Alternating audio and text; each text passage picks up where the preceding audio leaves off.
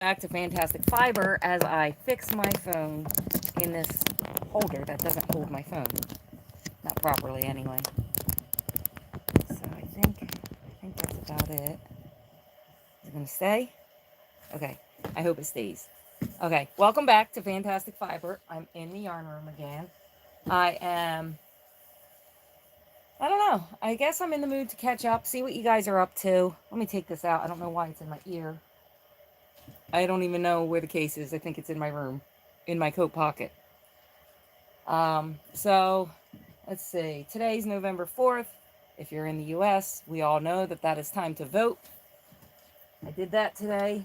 I don't know if you guys vote or who you vote for. I'm not a political person. I care about the things that I care about. These people are supposed to be in charge to help us.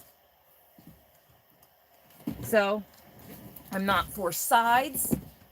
I'm not for, he said, she said type of stuff. I went out there, I did my vote. I voted for the things that I care about, not the people that you think about when, you go out and vote.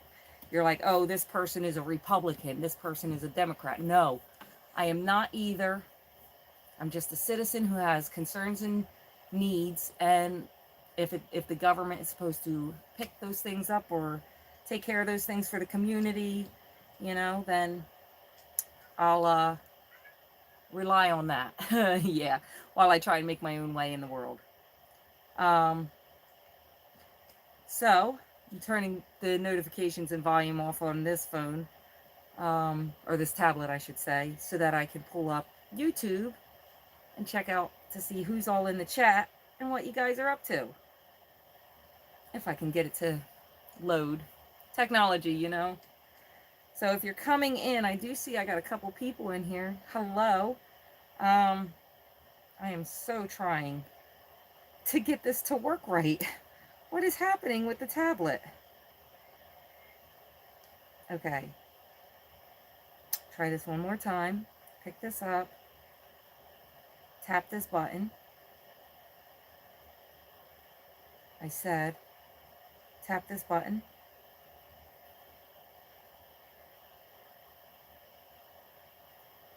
Okay. Everything takes forever, doesn't it? I'm trying so hard just to get this to work. And I can't get this to work to see what you guys are saying over there. Please work. Okay, that loaded, or that showed up. The little box that has all the little apps in it, that opened. So then I finally got to tap YouTube. Now, slide that up there.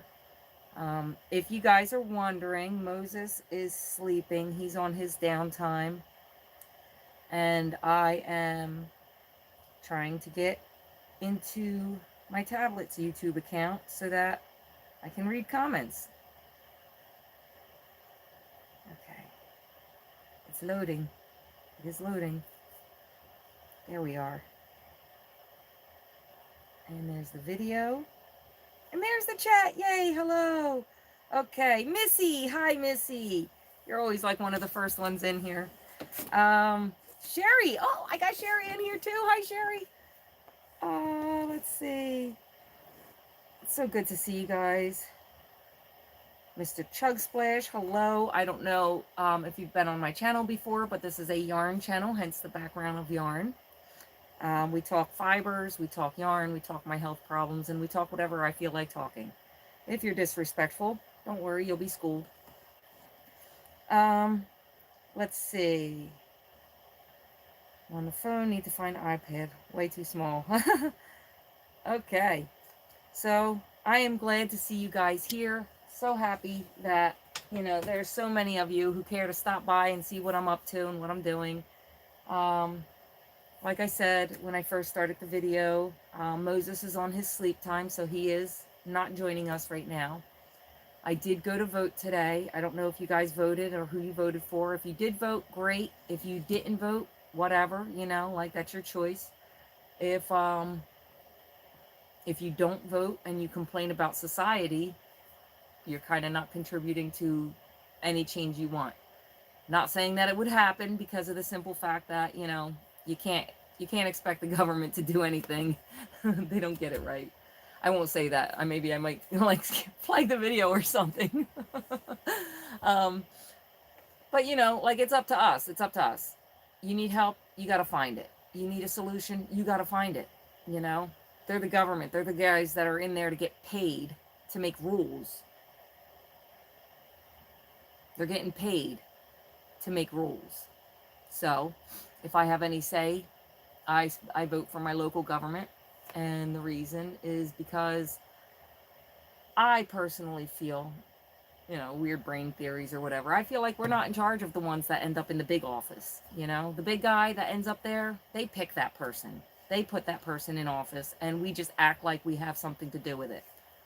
But as far as our local government and stuff like that, I think we might have an effect on that, you know, because I don't know. I don't know what the difference would be. All I know is I do my best to vote my local government because of the simple fact that what they choose affects me directly, like whether or not my taxes go up, whether or not my electric goes up, whether or not I'm paying more for a school that my children are grown up and moved out of and no longer attend. You know, what am I paying for to live in this neighborhood? So I vote in that accordance, and I also vote for the actual governor.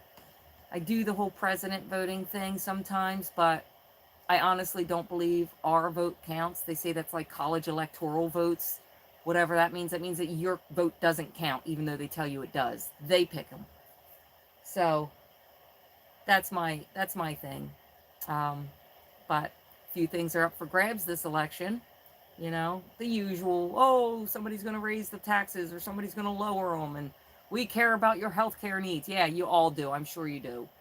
But things that I care about are on the table, you know, and one of the things that I care about is whether or not New Jerseyans, medical patients at least, whether or not we as New Jerseyans get to grow medicinal cannabis.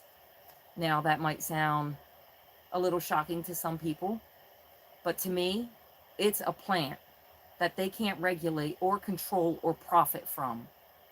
And so they made it illegal because it's medicine. That's my opinion. You decide what you want about cannabis. I know for a fact in my own life it works as medicine. So I vote for medicine. I vote for the fact that, you know, that's on the table. So I want the person in that has the best chance of getting that to go through. Because at this point, I don't even want to say how much money I do spend in cannabis, but I'll put it this way. In the state of New Jersey, if you would like to smoke cannabis, whether it be medical or recreational, let's just say you need a 1/4 ounce of cannabis. It's $140.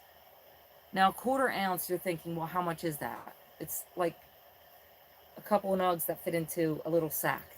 It's nothing. It's barely anything. It's a day's worth of medicine for most people. It's a day's worth. That right there is a stick of butter to make some cookies. You're going to make $140 cookies? Seriously? Like, no. I'm sorry. I'd rather grow it myself. I'd rather spend the money on electricity and be able to have multiple plants that harvest multiple ounces each. Yeah, they gave us rec weed and told us, you know, oh, you can have this. But, you know, the medical stuff and the rec stuff, it's all the same. It's exactly the same. You know, some have higher doses. Hey, Autumn, how you doing? Mother, some have lower doses. Human Proof. What's human proof? Oh, the Talenti. Okay, bring it over. This is a mystery in my house. How do you open up one of these? I don't know if you guys have ever seen these Talenti. Is that how you say it? Talenti. Yeah, Talenti ice cream. If you've never had one of these, they're really good. I eat the sherbet ones because I have to have dairy free. But the ice cream's really good. I've had it before. And the question is, how do you open these? The lid does not turn. So here's the solution. Turn the faucet to hot. Count to 30 in your head or sing happy birthday twice. Run just the tip of the lid. Put it under the faucet and just run it back and forth like this a few seconds. A few seconds. Take it out. The lid will pop right off. All right. There you go. Thank you. You're welcome. That was Autumn, guys, in case you're wondering. But yeah, let me see what we've got in the comments section. Let's see. Sherry, we got Missy, Sherry, Fel. Hello, Fel. How are you?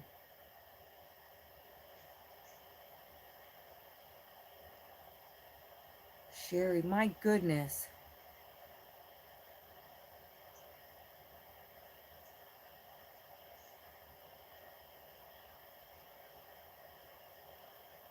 Sherry, since it's publicly in the chat, I'm just going to read it out loud. I had a small bowel obstruction, had to have 7 hernia surgeries, and putting mesh in, then replacing it makes a mess. They took 3 hours cutting away just adhesions. I can tell you, Sherry, my last mesh surgery almost killed me. Almost killed me for a 7-cent piece of plastic that they put in your body. It ripped through my organs. It caused nerve damage, embedded itself in my bones, and caused permanent damage all throughout my body. Almost killed me twice. The last surgery that I had, I lost 6 units of blood. Do I recommend mesh? Depends on you. Do you want that kind of thing in your body? Me personally, they had a way of fixing our bodies before they invented this plastic piece of mesh and put it in our bodies, that there are hundreds of thousands of people suing these companies because of this piece of plastic. A little 7-cent, you know, it's this wide, or, you know, certain ones, they make plugs for like hernias in your stomach. They make meshes for your pelvic floor. There are meshes for your heart and for your brain. Mesh was originally designed for shrapnel victims. Shrapnel, meaning you're dying and they're going to put this stuff in you. Okay, I see why they would put that in you then. It's either you die, your intestines fall out or whatever, and you die, or you get this piece of plastic that can hold it all in and may or may not cause more pain, but you wouldn't know because you'd be dead without it. That's a good use for it. But for somebody who needs, like, just say some pelvic mesh because they tinkle themselves after childbirth, that's not a use case for this. Yet they do it there anyway. They take the full weight of body and put it on something that was only tested on a rat's body. Then they let you take the full weight of your body to sink down over that piece of mesh. It's a piece of plastic. So, have you ever thrown plastic in the dishwasher? I'm going to teach you guys about mesh real quick, and I'm sorry if this is too much or too deep or too heavy, but I know about it, so I'm going to talk about it. Mesh is called polypropylene or polyethylene. It's got a few others of those poly. It means it's plastic.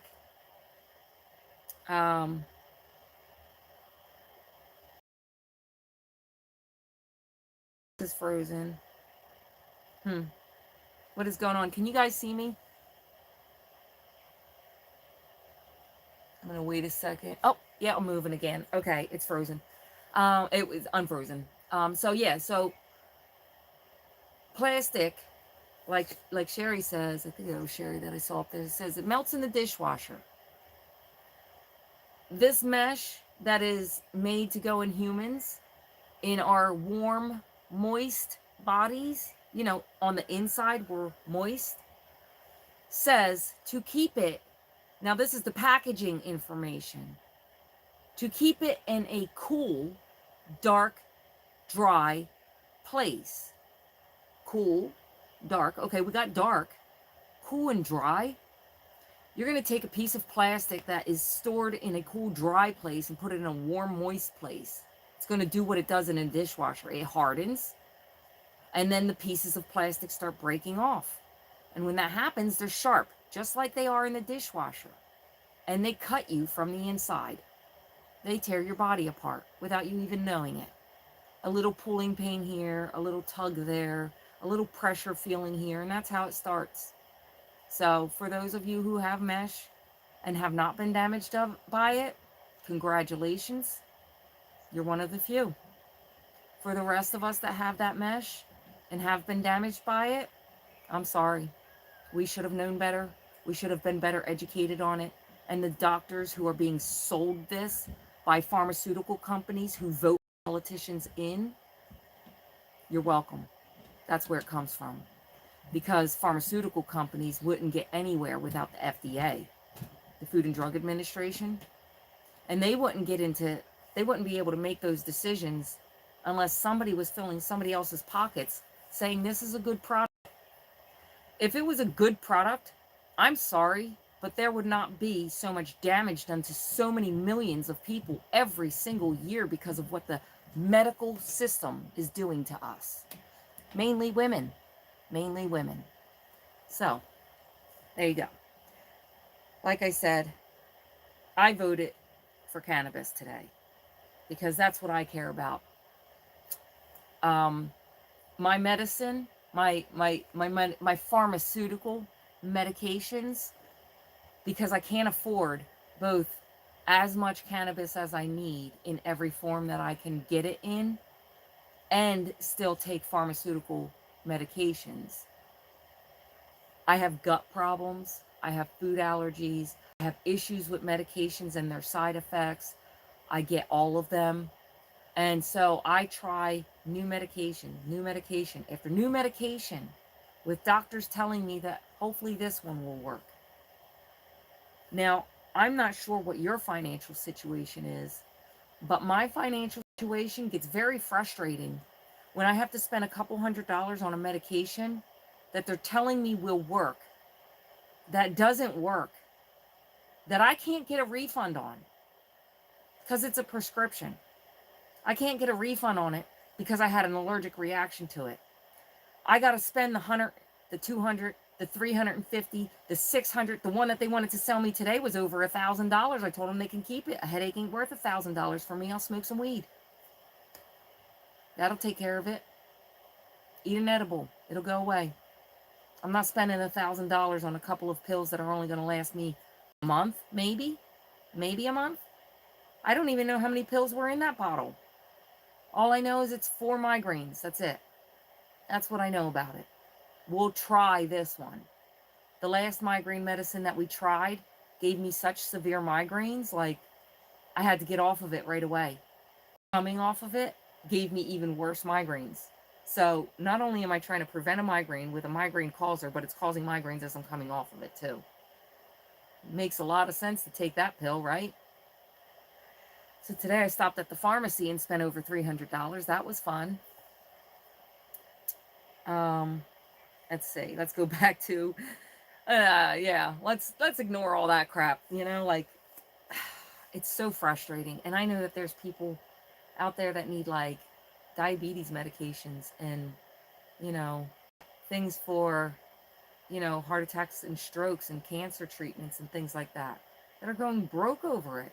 Going broke just to try and live a halfway decent, semi-normal life. Going broke, because that's the American way. Yeah, anyway.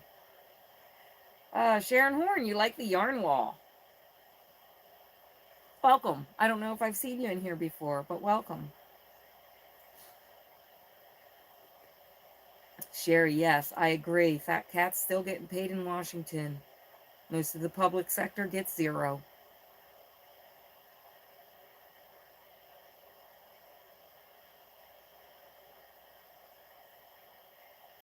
Is there a plastic ring with a pull-off? A plastic ring with a pull-off. I'm not sure what that means. Hi, Diana D. How are you? And Marie Simpson. Hi. Mesh is bad. The last piece was 8 by 10. My goodness. I'm sorry to hear that, Sherry. You know, they know how to fix it with your own tissue. They do know how to do that. See, mesh may last longer than 10 years. And you may not have to have it replaced, supposedly. But mesh also damages your body and poisons you with its toxic plastic waste and many other things that we're finding out about it as more time passes. So I'm sorry it even has to be in your body.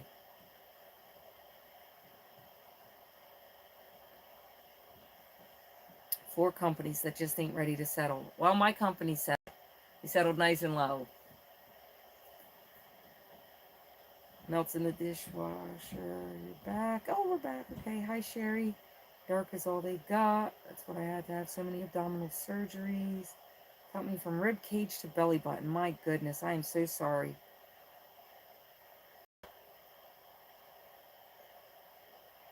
Yep, I agree, Sherry. All them pharmaceuticals and you're still in pain. And what's crazy about that is you're paying out of the butt for that. Like, you pay so much money for the, unless of course you got like state insurance or, some kind of no copay type of insurance. You pay so much money. Like, thanks Obama for making us have no choice but to pay for insurance. And thanks the rest of the government for allowing pharmaceuticals to run rampant in the US and make so much money, because we're all broke now. Thank you. We appreciate it. And half of them, half of those that ain't broke are getting, caught in things like, addiction to the medications that they're pumping into us. Like, I spent a week in the hospital being pumped with their pain medicines instead of my green cannabis. And their pain medicines are addictive. So I had to come home and detox for almost a week because I spent a week in the hospital.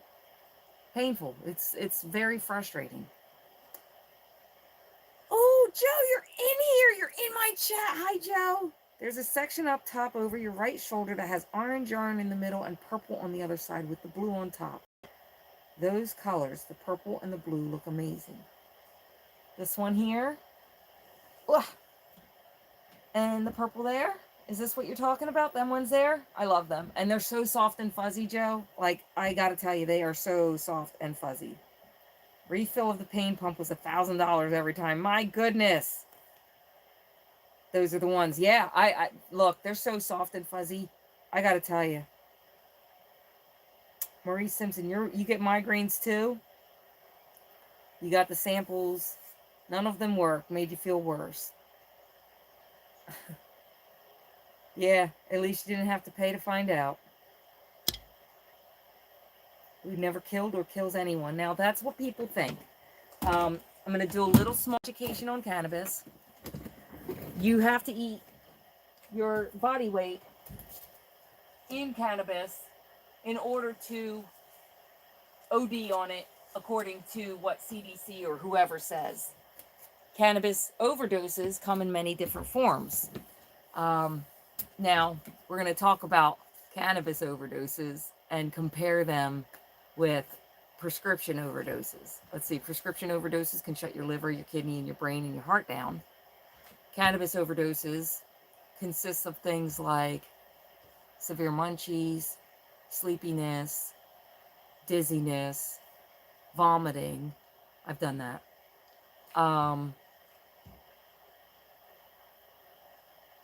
And hypothermia. You can get hypothermia from cannabis. So Joe, these are Caron cakes, and they are super soft and fuzzy. I don't know if you can see all that fuzz on there, but they are so fuzzy. They are so comfy and so fuzzy and so amazing. And as some people feel, Sherry, polyester doesn't feel nice. And then other people like me, yes, Sherry, paranoia is another one. Paranoia, like that. The paranoia part is just you having the wrong strain. There are so many different strains out there that just, if you give certain ones, like, all right, so there was one that I had, WAPA, made me nutty. I didn't like that. But a Blue Dream, any blue strain, gives me a migraine. But like White Widow and any white strain makes me hungry. I get to eat. And with gastroparesis, that's huge. I get to eat. That's a bonus. ChemDog. When I'm having really bad stomach pain, ChemDog helps with that. I'm in a bad mood. Gorilla Glue. Heavy indica. Puts people in couch lock. What's it do to me? Because I'm backwards. Gives me energy. I get happy and I start moving around. So just depending on, your terpene tolerance. It's not a THC tolerance. It's a terpene tolerance. So whatever the terpenes are inside of the cannabis will allow you to feel the things that you're trying to feel. What are you trying to feel? You need nerve pain relief? Get orange strains, sativas, heavy sativas, and orange strains specifically. Agent Orange has been proven to repair nerve damage done to the myelin sheath. Pretty cool. Okay, so back to the comments. Let me see if I can get this to flip the right way. Turn. Thank you. Let's see. So much fuzz. Is it like woolly or itchy? No, it's very soft. Like, think of a fuzzy blanket, a fuzzy inside of the coat, like something like that. So that's what this feels like. This is real fuzzy and soft.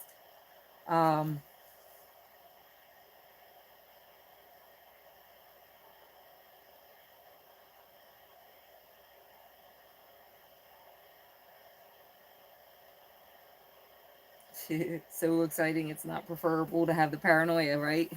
Yeah. Paranoia does happen though with certain strains. If you try indicas, like if you've had paranoia as a problem with cannabis use an indica. It most likely will not cause the paranoia. I need high CBD, low THC. If that's the case, then I highly recommend Charlotte's Web. Edibles, high THC, make me go numb from the feet up. I gotta tell you, my tolerance, because I've been using cannabis for so long, like I had to take a tolerance break while I was on the road. But in not driving, I'm right back on it, and it's because it's the only pain relief I've ever gotten that actually was relief. High THC doesn't matter. Low THC doesn't matter. Me, it's all about the terpene profile and what the strain can do. So, like I said, gastroparesis, I don't really eat. So, having any white strain allows me to have an appetite. Excuse me. Oh, I'm throwing stuff. Just throw it. Throw it. Who cares? Where'd it go? There it is.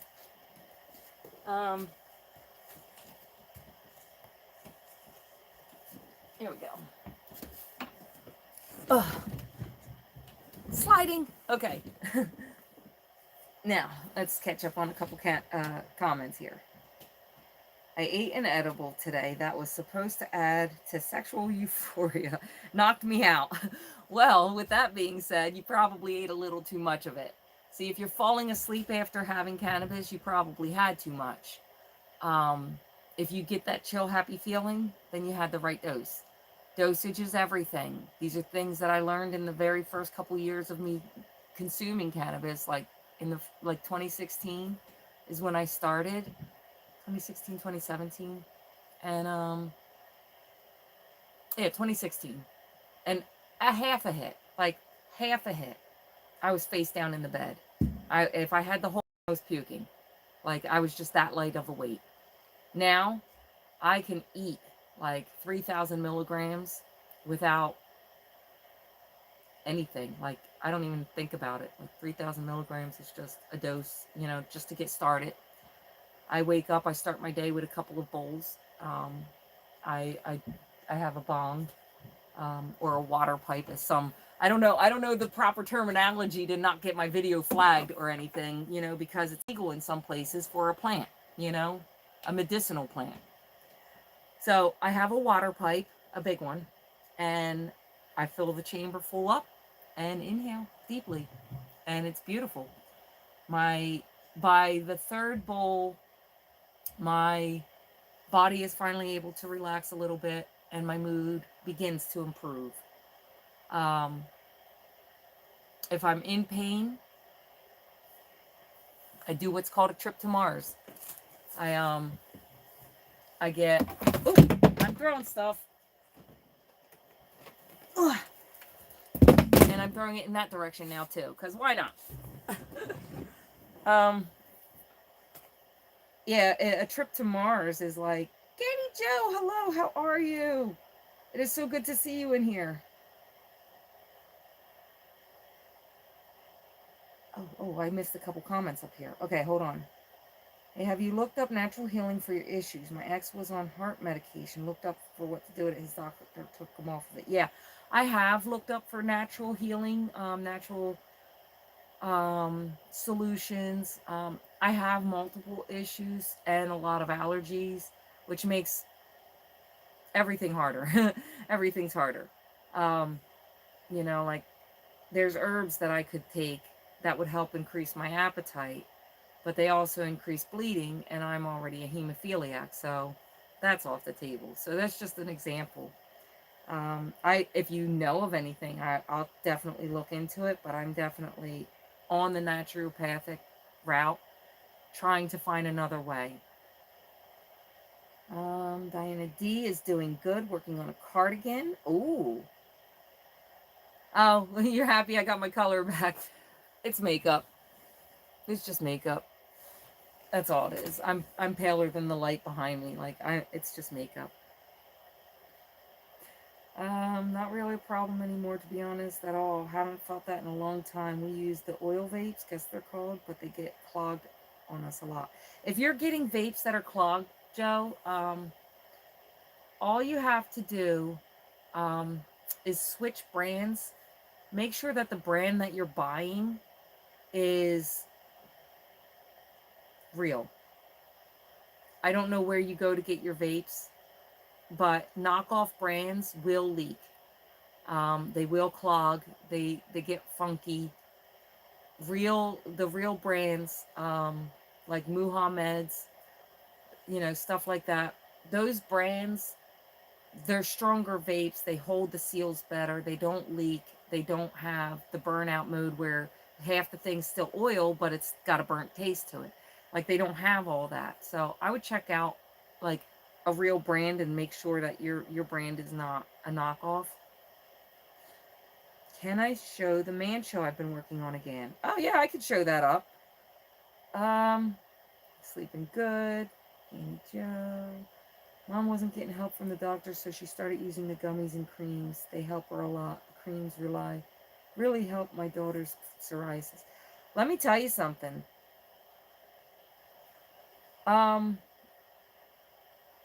The creams and stuff. So I make my own like creams and lotions and things like that with my cannabis oil.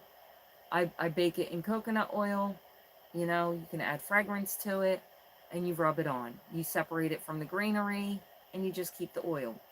And it works nicely. You get a good relief without getting high, without any psychological effects. So, like, those types of things do work. They are helpful. So that's one thing. This Monica, hello, how are you? Welcome in. So nice to see you in here. Let's see. Had someone in California who made me some weed salve. It was wonderful. Yeah, like it really is. I make what I call sludge, and I don't separate the cannabis from the oil. I just leave it all together. But Joe wants to see the man show that I have been working on for Moses. Now, I haven't done any more work on it in a while, so it's still stuck in like vest mode, I guess you could say. So I know many of you guys have seen this. This is Moses's man show. You can see like the front of it has the V cut, and it's got bigger holes across. I did some chain work so that I could fit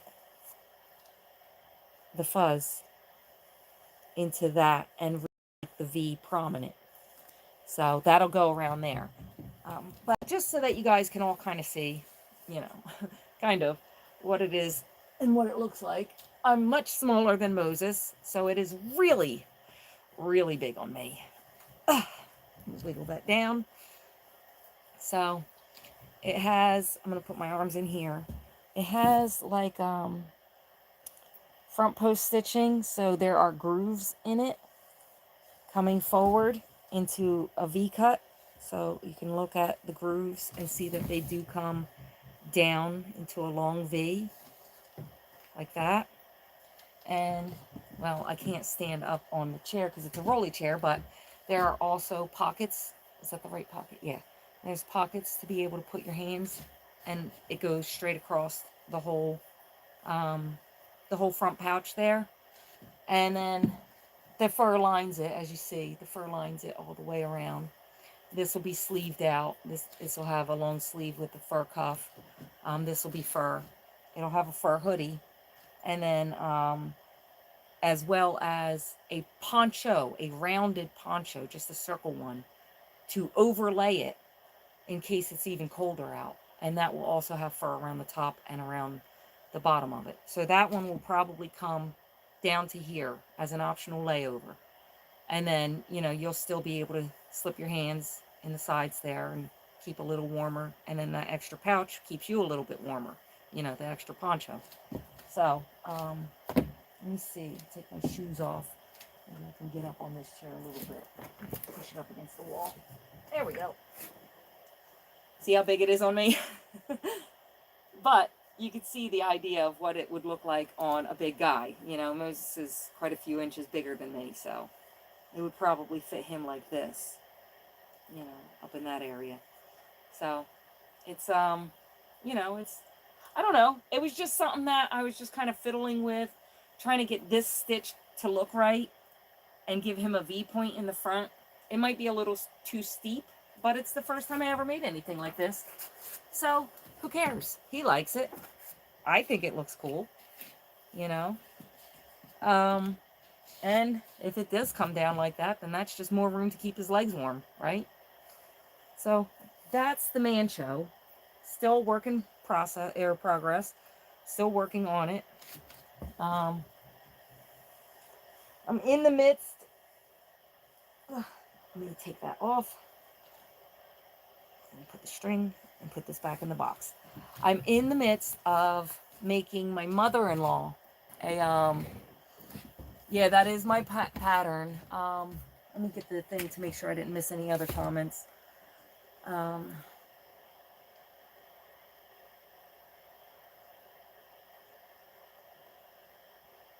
Okay, people saying hello.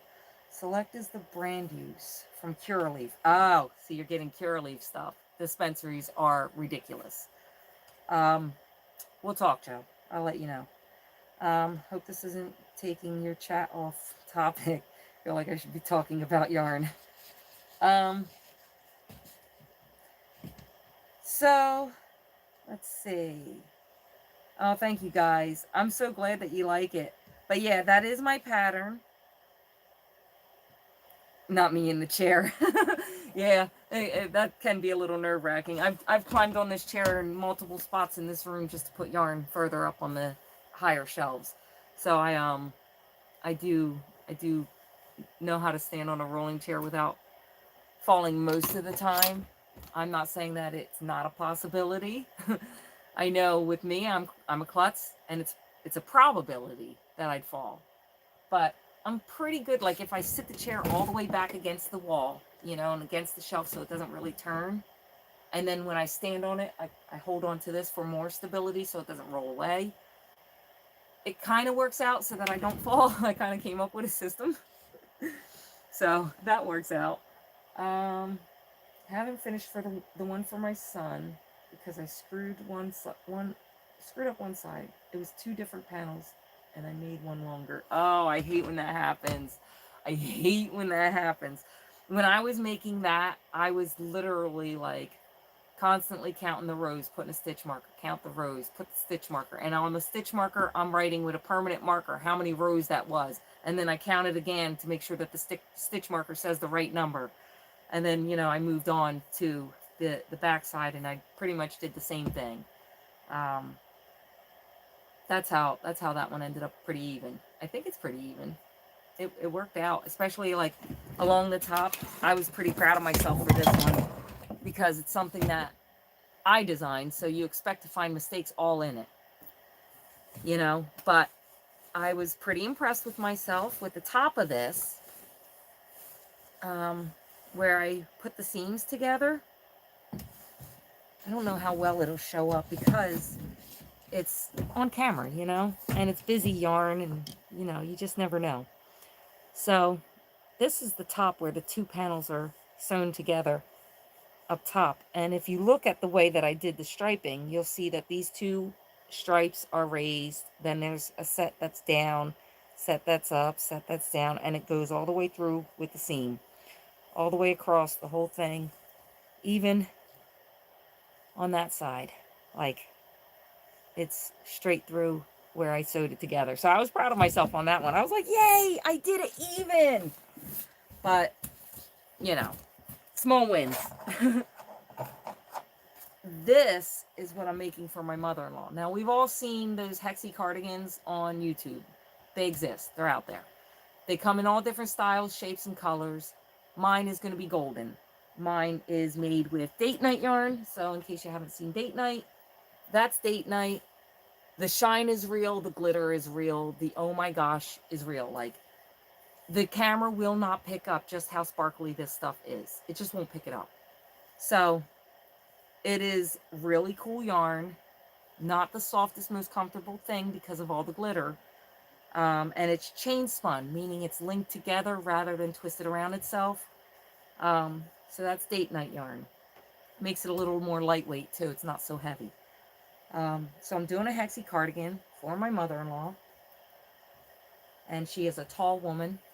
So hers is going to be a little on the bigger side. I usually use Moses to measure like how much I have to crochet when I make stuff for her. So this time I was using my daughter because she's a little taller than me. And, you know, she's a little bit wider too. So I used her to help me gauge the size that this should be. So that there's, you know, you want enough room in an arm, in the armpit. You don't want to reach for something and have that tight feeling. You know what I'm talking about. You go to reach and your shirt's like, ugh. And it's like, what the heck? I should get a bigger jacket, you know? So I want to make sure that she has plenty enough yarn room, or arm room in her, in her cardigan. So I'm still going with that. Panel side 1 so far. Where's my hook? Oh, there it is. Set it under my leg. I'm notorious for losing my hook under my leg because I take out my hook, I stick it under my leg, I go about doing something, and then I'm like, what did I do with my hook? It's under the leg. Okay. Now, I want to show you guys a steal that I got from Walmart, or not Walmart, the dollar store today. Okay, they got these for $6.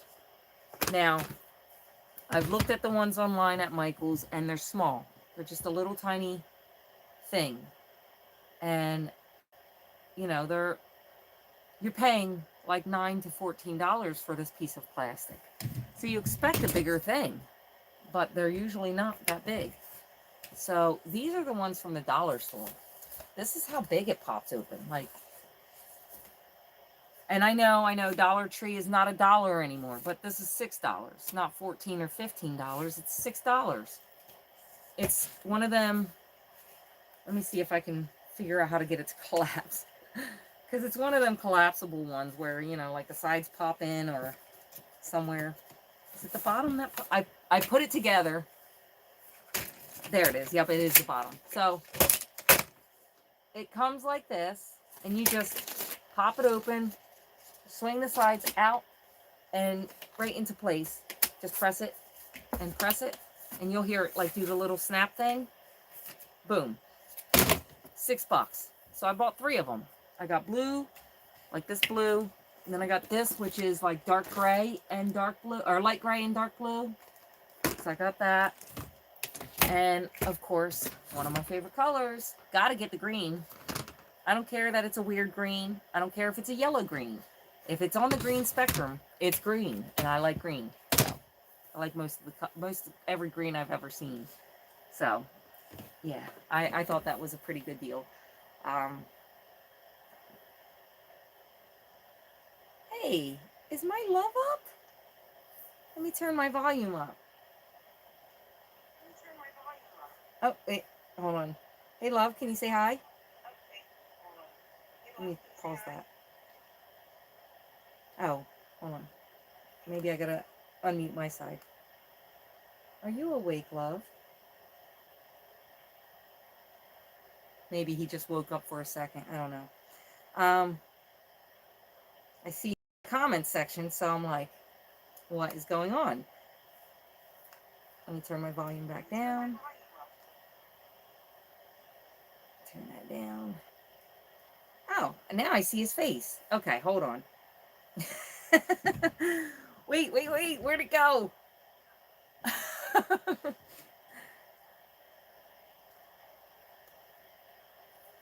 Wait.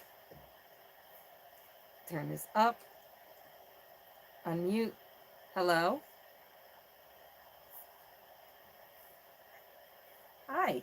How you doing, stranger? Can you hear me?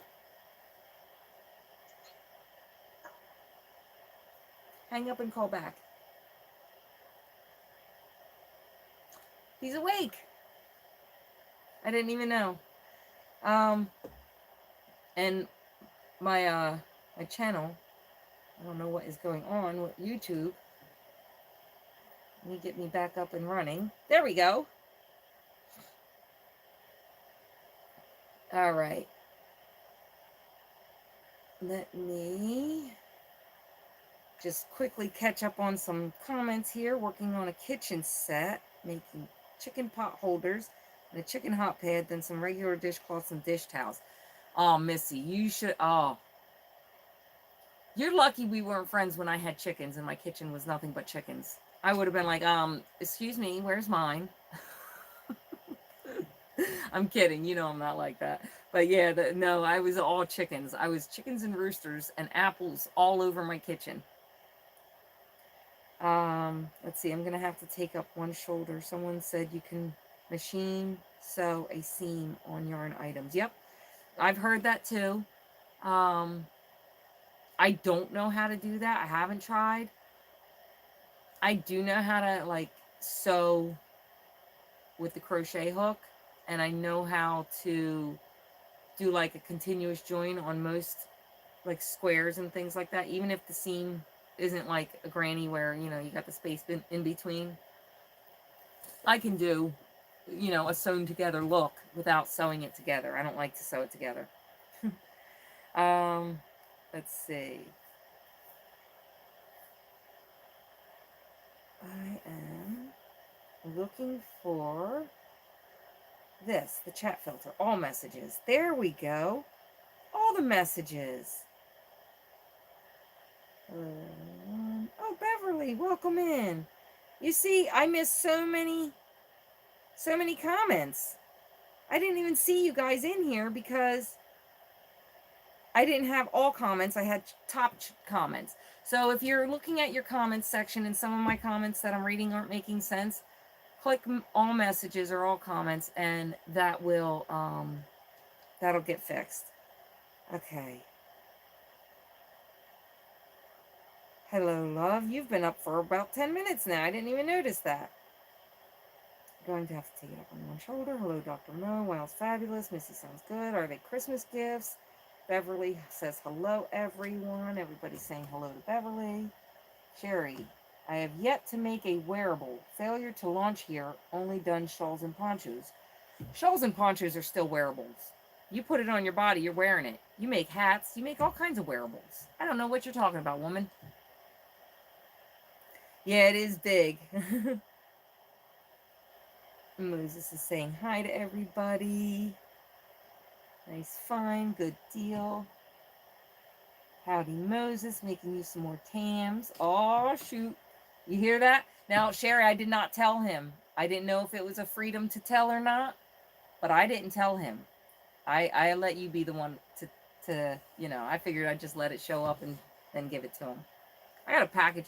Okay, so I have packages for several people. So some of you have emailed me in interest of my yarn ends. I did not forget about you. That box is being separated into other boxes right now. Okay, it's right there. Sherry, I have a box that has to get moved into another box because I've added more stuff since then. Anyway, I have a box for you, and that will be mailed out. Hopefully before, okay, November 10th, on the 10th, me and Moses are going to go back over the road for a couple weeks together. I'm going to leave. I'm going to go with him, spend some time with him, and then come back home for December, most likely. I got doctor's visits and stuff. So I'm going to come home like the first week of December. I'm hoping to get this box mailed out before I leave, because of the simple fact it's been almost a year of me collecting stuff for you, Sherry. And I keep changing which box I'm using. Okay. Let's see, who else? Cute. Missy says, tell him to get his cute little tushy in the yarn room to say hi. He's on the road still, Missy. I'm sorry. Love says, call you? Yes, call me. I'll answer on the tablet. Let's see. Helix, I think this says hi there. Hello, how are you? Welcome in.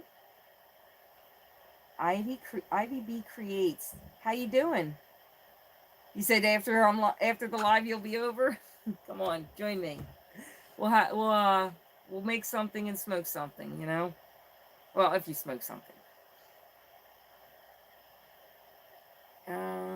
Let's see. Annie Joe is back. Ava is not wanting to go to sleep. Oh, Ava. Let's see. Getting better. That's why you missed my comment about the edible I ate today. Yes, I did miss that. It's wonderful. Go ahead. Tell you what. I'm not sure, love. Tell you what. Oh, about the Sherry's Tams. I didn't tell you about that. I have made 3. Sherry says she has made 3. She's working on the one that she needs the yarn for. But not going to tell you what I did for you. Hope you are thrilled. Okay, Moses has got to get moving. He'll keep watching, but he's going to give a call on the road. Yeah. He has a Tam wardrobe. Yes, he does. And he forgot one. It's in my room. I'm telling. So, anyway. Yeah. Half my household, more than half my household, has left the house. My sister is going to Florida. There's like a concert or something that she wants to go to that she's heading down to Florida for. So she's going to Florida for that event. My daughter Cassandra and her spouse Lou are going to Florida to go to Disney and stay at the same, I guess, timeshare or resort or whatever they're going to. They're a big house or something. I don't know. They're all going to the same place. They're all going down together in a couple of different cars.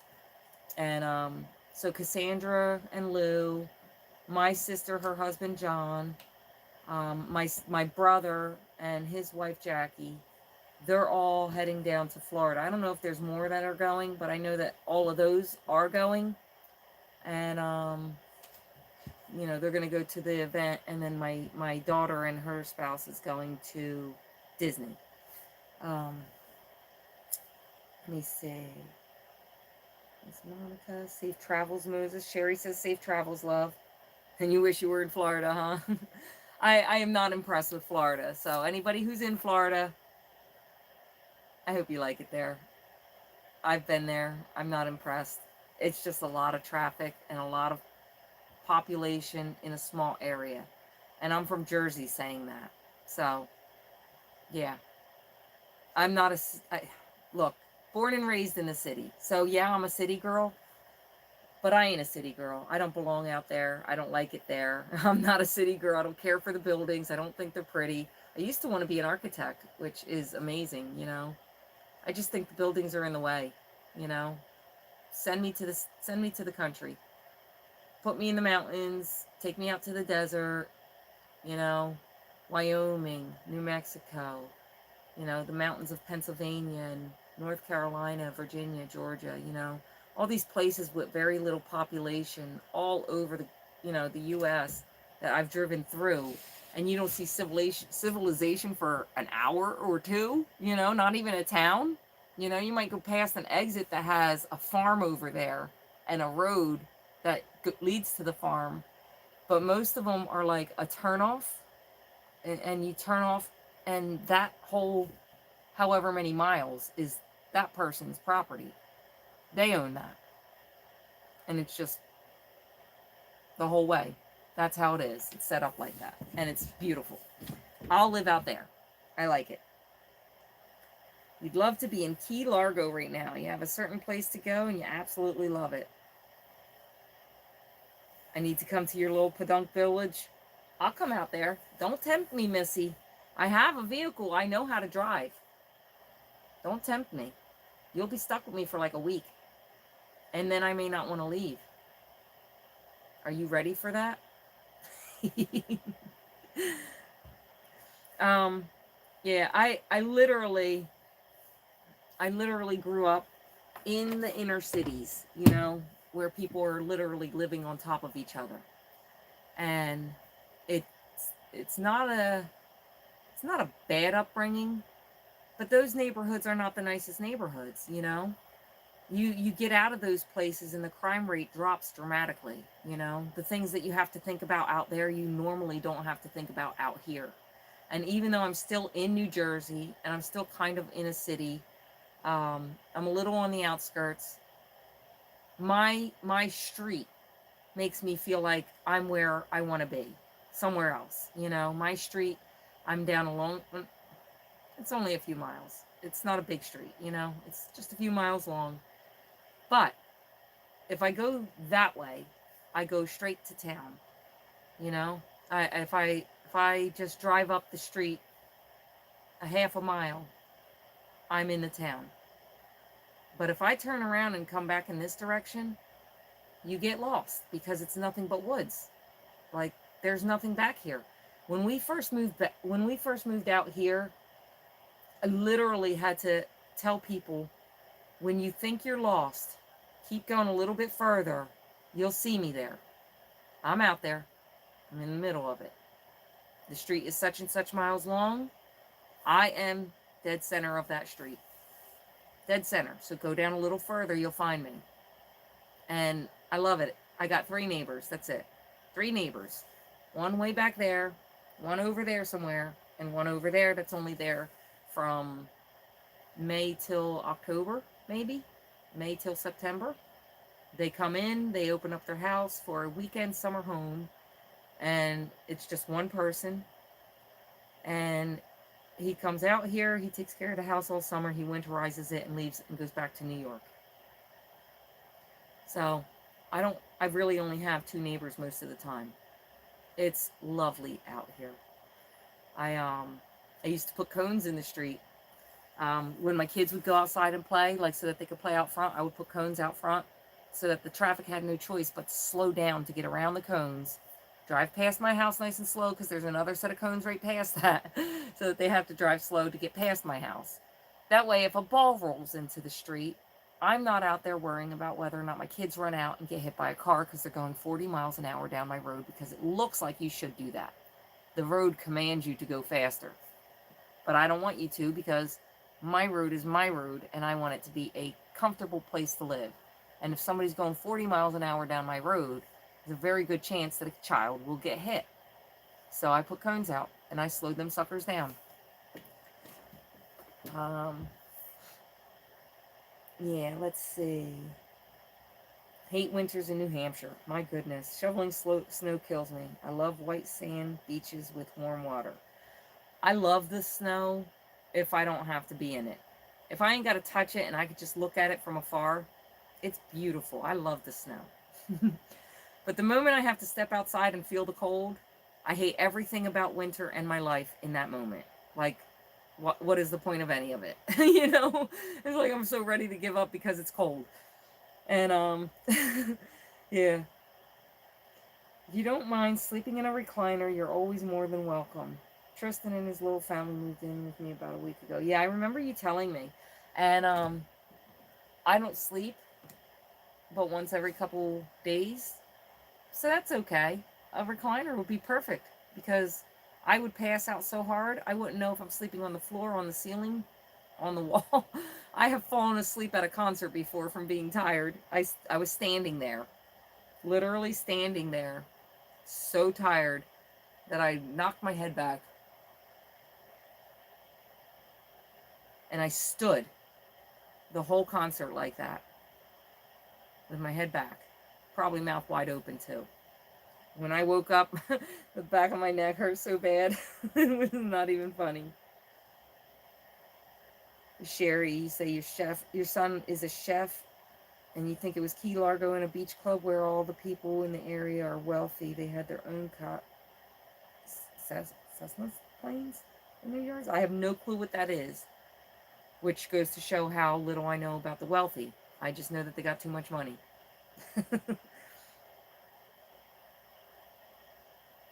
Let's see. I love visiting my in-laws in Creston or Bicrus, Ohio. He was a chef. He now lives in Idaho.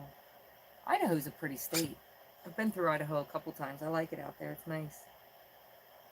Okay, gotta go lay down because the nighttime cold meds are making me sleepy. All right, Gamey Joe, love you very much. Thank you for stopping in. I hope you sleep well and feel better.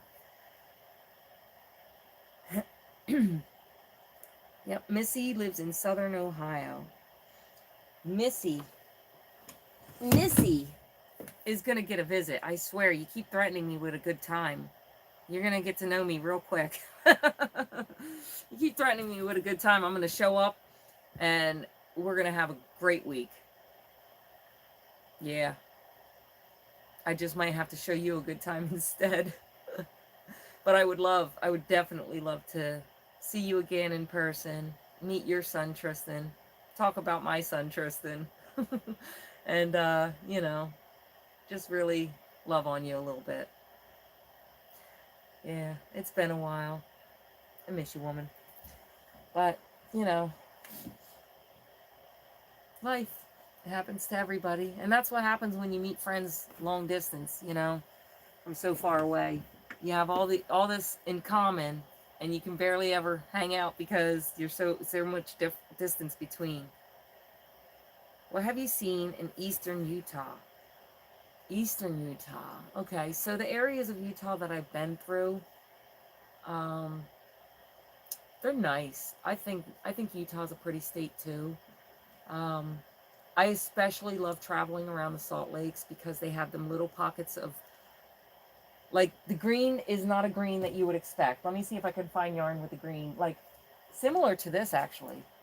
Like, the green is like a cross between that and, I want to say lime, but not lime. Like the green water. I've never seen water that color before, and I was tickled pink the first time I seen it. Yeah. Let me see, what else? In eastern Utah, well, the mountains are nice over there. We climb up through Utah. We come in through Wyoming usually. Not too much of the southern side of the eastern side of Utah. But we come in like right where Wyoming 80 is, and we climb up 84 most of the time and go up, through there and to get to Washington.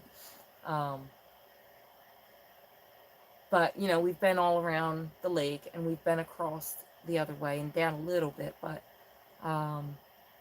usually right around Salt Lake. That Salt Lake, though, is so, so, so pretty.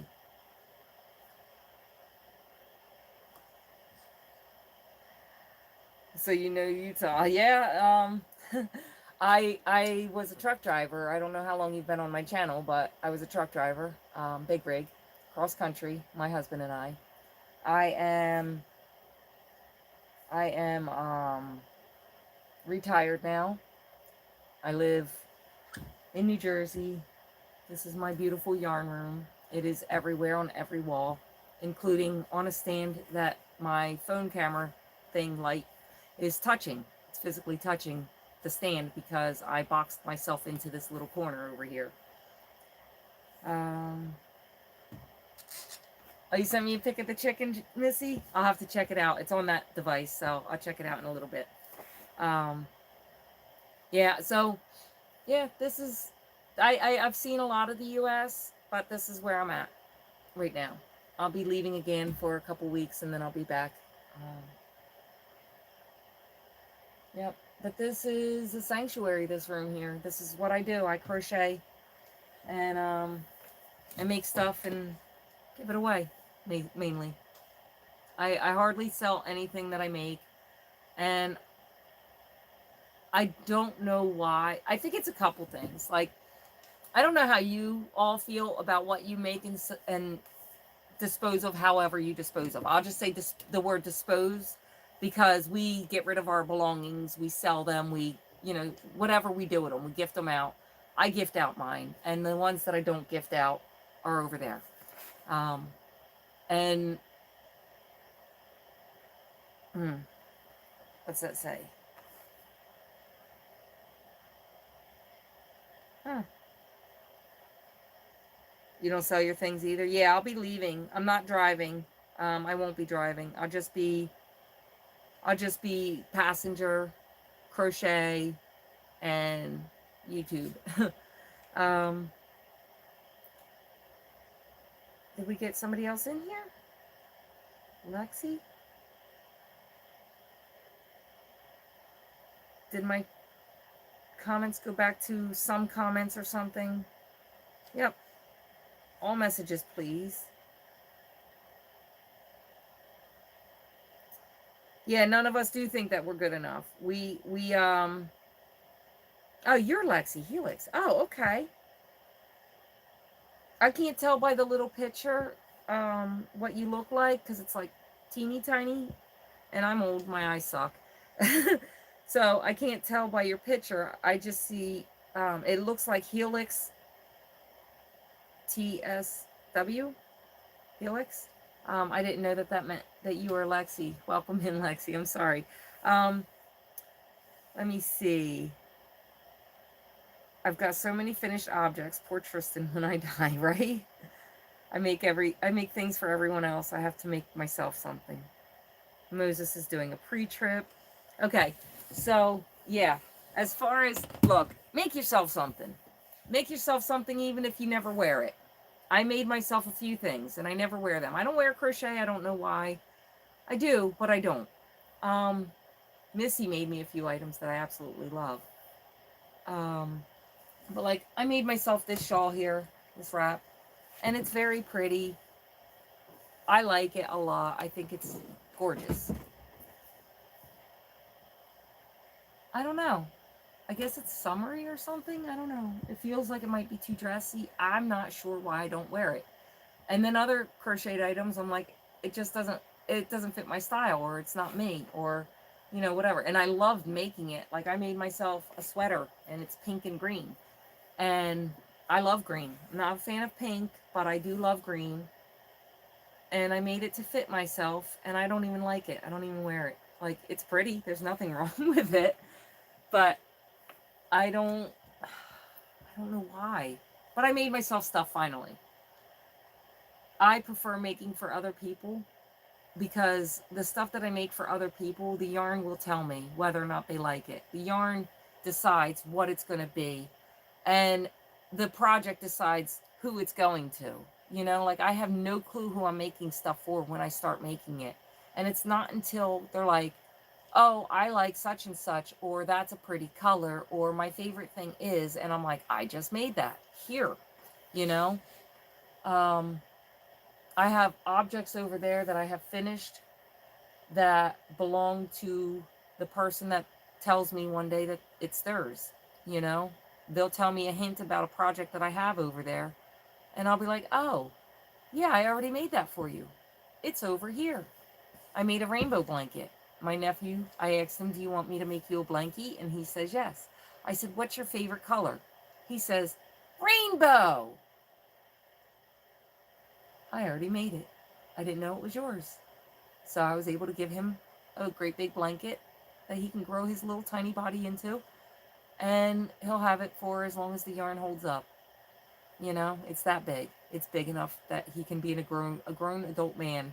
And as long as the yarn holds up, that's his blanket in his favorite color, rainbow. And Mom was okay with it. I asked Mom how she feel about her son owning a rainbow blanket. She said rainbow is a color too. So I agree. She can have, or he can have, the rainbow. Let's see.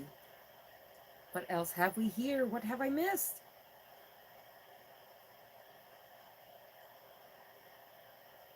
Okay.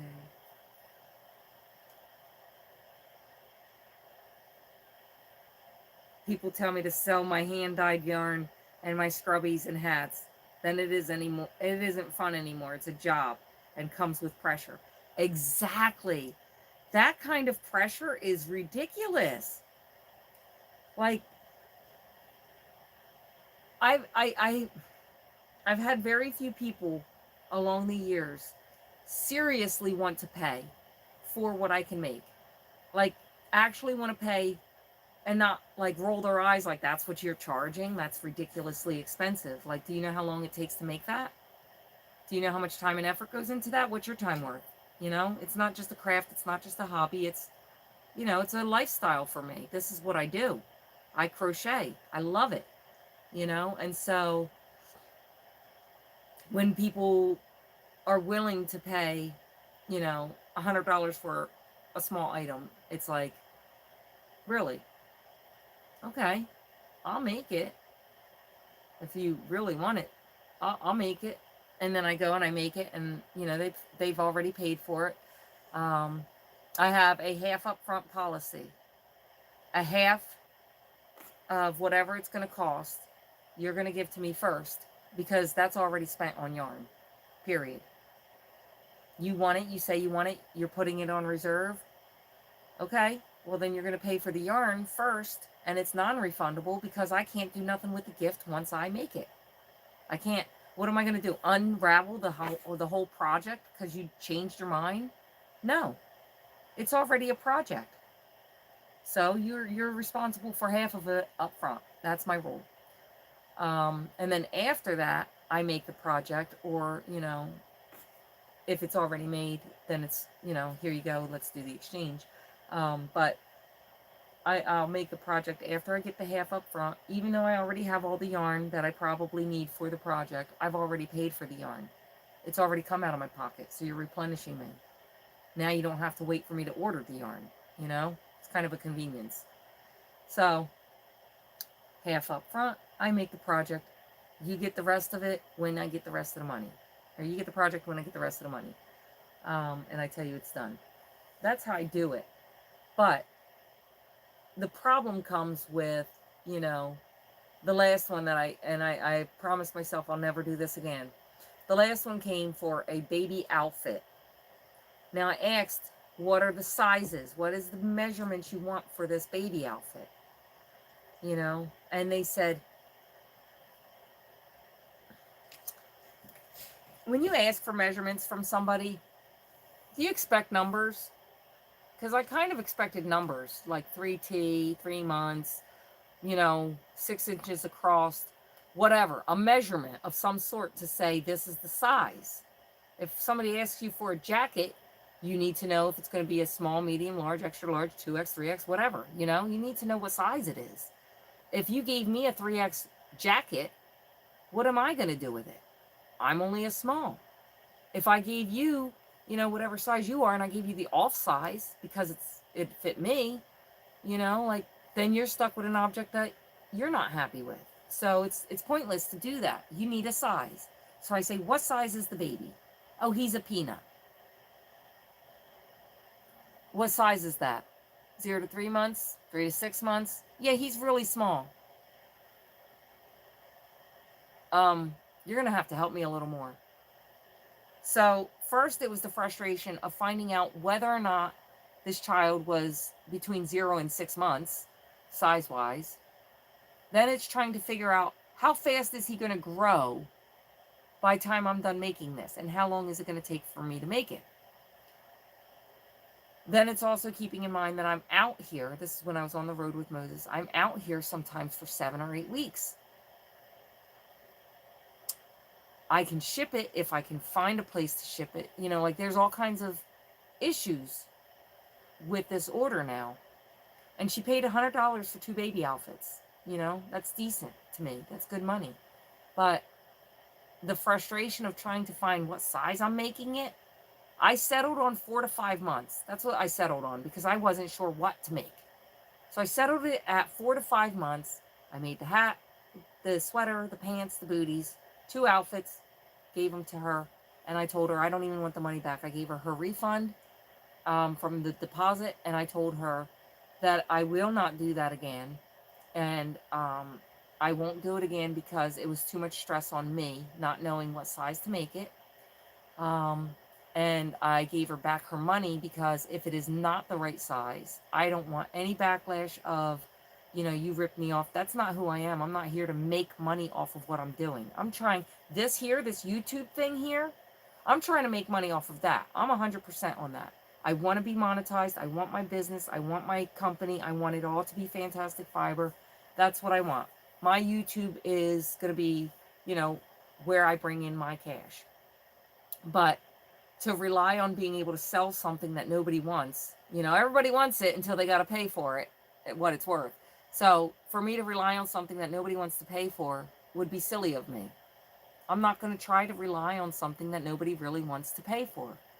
I'll rely on something that I think people are voluntarily doing, like tuning into my channel.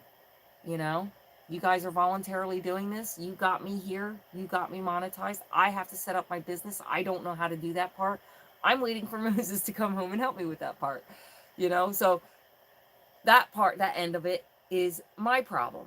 You know, that's why I don't have the financial end of it through YouTube right now. But I'm not going to put that on anybody else. You know, this is what I'm after. These are my goals.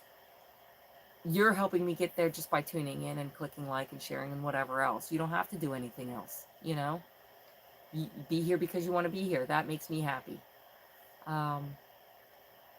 But, you know, for people who tell me make something and I'll pay you for it, and then you got to deal with the hassle of, well, it's not right, or it doesn't fit right, or those aren't the colors I asked for, or that doesn't look the way that I thought it would, or any reason, any whatever that makes them unhappy, I don't want my yarn going to that. So I'll give my projects away. I hand them out to who my yarn tells me to give it to. And if the first time I gave you something, you kind of like snub me about it, because I've had that happen too. Like, I pick out colors and, you know, I put designs together and I make, you know, blankets usually. And I don't just make like a little tiny throw that you can cover your legs up with. I make a blanket. You can put it on your whole bed. You know, what size bed do you have? A queen? Yeah, you can cover your bed with this. My yarn tells me who to give it to. And the first time that my yarn tells me to give it to somebody that's the wrong person, that's the end of it usually. I usually won't do it again. And I also get hit up by people on my inbox and stuff, you know, because I crochet.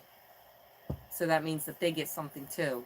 So I get people who hit up my inbox with videos that they've gotten off of YouTube or TikTok or whatever of some crocheted item and words requesting this item. I'm sure you've all gotten them. You know, oh, can you make this? Or this is so cool. I've gotten those. This is so cool. Or I bet you could make that. But have you ever gotten this one? You open up the message and it says, I want this. Make that for me. That's the message with a video.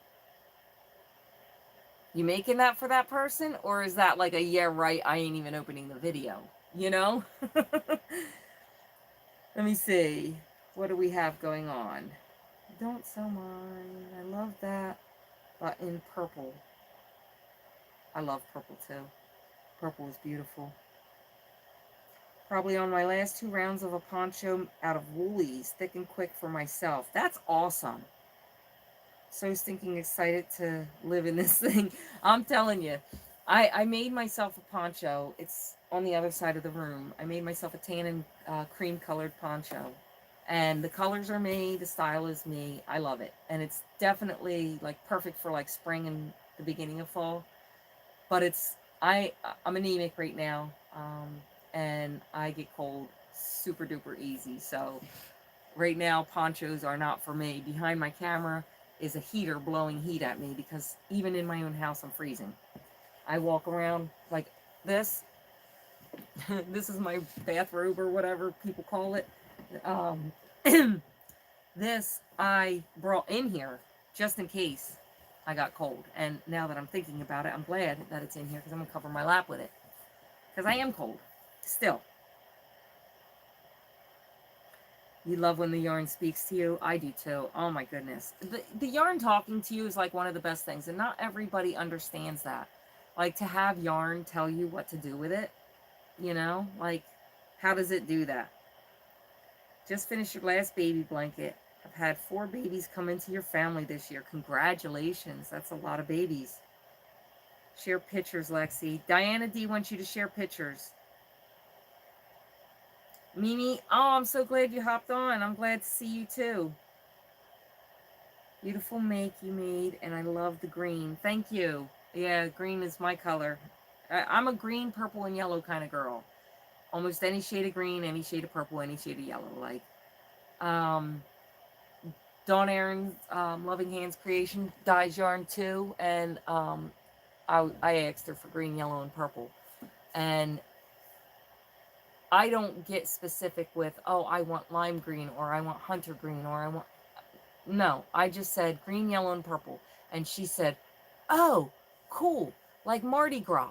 She heard the colors that her brain spoke to her about, and huzzah. How beautiful is that? Like, that's gorgeous yarn. That is so pretty. And the colors are nice and vibrant. And I'm like, that's going to be something fun. I got 4 skeins of it.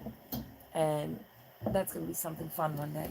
I just got to wait, you know, till it speaks to me and tell me what it's going to be. Sherry made me yarn. And I think this was before that Sherry knew my favorite colors were. Sherry made, I'm going to get up and get it because I think, like, it's just better to show it. Let me see. What you call it? I'm just doing a quick catch up on the chats. And it went all the way down to the bottom, which means I lost my spot. Okay, there we go. Share pictures. It's cool. Oh no, what happened? Oh, okay. Moses is calling. Let me quickly answer that. Hello, love. Let me see. That's okay. No, you didn't mess it up. Nobody can see you, but that black screen right there, that's Moses in the screen. He is driving. He's on the road, so eyes are on the road. He's not paying attention to us. But now he's in here so that he can add his commentary as well if he wants. I'm going to scroll through these comments. Huh? I posted a video, and I used a special word. I'm sure I misspelled it. So it's a shout out to your community. Oh, cool. So if you guys can't hear Moses, I don't know if you can or not. He just made a video, he said, and he posted it. It's a special shout out to my community. So if you aren't following Mogar the Great, Moses has been in the comments section a couple of times. You can go ahead and follow him if you want. It's up to you. He talks things like crypto, finances, us, what he sees out there, companies, what they're doing, that he notices things. Chicken. So basically you get to see what he's living through, what his life is like, and the things that he's interested in on his channel. And then you get to see all of my stuff on my channel. And yeah, he does post scenery and stuff like that. So if you're watching his videos and you want to just quick catch up and hear what's going on in our lives, because he does talk about both of our lives on his channel, if that's something that you're interested in, follow him, you know. Go ahead, give him a subscribe. Let me go ahead and make sure I got all comments again, because this keeps flipping back and forth. All messages. Okay. Love the purple. Love that button. Purple. I'm sorry, I gotta catch up with some comments. There's Mimi. Okay, that's where I was. Mimi says, hi, Lexi. Yarn doesn't speak to me, and I pick yarn and change my mind so many times, I usually decide not to make anything I had planned. Sherry. Okay, Lexi says, I do that mostly with heavy creams, and I can see the project and have the yarn gathered together, but I don't always know who it's for until I know, like what I'm making. Everybody's saying hello. Mimi, did you get Sherry's card yet? I'm going to make myself a big Afghan one of these days. Oh, Afghans are awesome. You love the yarn I'm using. This one here, the gold one, the date night yarn. Is that which one you're talking about? That's the project that I showed last. That's why I'm wondering if I showed two. I showed the poncho or the mancho and the sweater. Date night has a special place in my heart. That's the first dress you made, Grandma. Yep, date night has a special place in both our hearts. I made Moses' grandmother a dress out of it. Bag O' Day Crochet had the pattern up on her channel, and so I made one, and it fit me loosely. Um, so I was just like, okay, well, that's pretty, and I packed it away. I don't even know what I did with it, in all honesty. It's in there somewhere. Um, and then Moses' grandmother saw me crocheting, and she was talking about how pretty my work was. Didn't ask for anything, you know, so of course that touched my heart. And she goes to church, so I took this gold here that I'm making Moses' grandmother's cardigan with. And I made her a dress, but instead of doing the one that Bag O'Day did, I did most of it the way that she did, but then I brought the neckline up, brought the shoulders in, and instead of it being straps, it was actual shoulder width sleeve. And I made them 3/4 sleeves so that they came down her arm a little bit. And she is a breast cancer survivor from the 80s. From the 80s, which says something about her. That woman's a fighter, and she is blessed. I love her with all my heart. And yeah, she, you know, because of the breast cancer and everything, they remove the breast, they remove all the lymph nodes in the armpit and everything, and that causes the arm to swell. It gathers fluid in it. So she has one larger arm than the other. And so me being who I am, I notice these things about people, you know, and my brain goes, I wonder if I could replicate that on a dress. So I took one last look to make sure I got the side of the body right, that the shoulder or that the wider arm was on. And I proceeded to make her a dress that would fit both of her arms, not one loose and one tight, but both of her arms correctly. And she's lost more weight over the years. You know, you get older, you lose weight. You know, she's elderly now. She's in her 80s. But she loves that dress. She wears it to church all the time. And I've had to make a few adjustments to bring the neckline up closer and closer over time. There's a probability that I might have to do that again because she has lost more weight again. So I may have. We're coming over. I did you? Excellent. Yeah. He told in case you didn't hear him, he said he told her already that we're coming over. So that makes me happy to get to see her. Okay. Love the yarn. You can pay for the yarn first. I don't know. Can you guys hear him? Can you hear Moses? Hello. Hello, everyone. How's it going? Sherry has been commissioned to make an emotional support pickle. She never knows what to charge. Oh, wait. Did you say an emotional support pickle? Yes. Fried or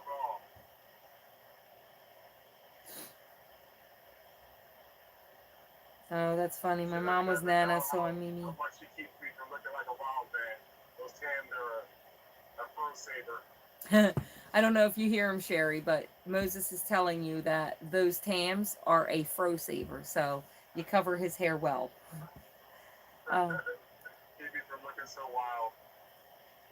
Agreed, but I also wouldn't turn my craft to business because it strips away the joy and only brings stress to something I love. Exactly. I won't use yarn as a way to make money. One, it's almost impossible. I'll use my love of yarn to try and see if I can make money, which means I share it with you guys, and I hope that you stop by my channel and give me views and all that, you know? That's it. Like, subscribe, hopefully give me a thumbs up, you know? I do appreciate the thumbs. It gets the videos out there for more people to see. It helps the algorithm, you know? And because of my health and my depression and everything like that, of course, you know, my views have dropped some, not dramatically. You guys are a good core group. I don't know how to sound less greedy. I don't know how to say it. Okay, so I'm gonna say it first and hopefully fix it after, and it doesn't sound hopefully too greedy or something weird. Um, with you guys as my core group, I can make it. You know what I mean? With you guys sharing me out and you know, encouraging, you help me make it. You know what I mean? You got me to where I am. I want the YouTube, I don't want to say stardom because it's not stardom that I want, but I do want the income. You know what I mean? I want the YouTube income from the company, not from you guys. I want it from the company. Um,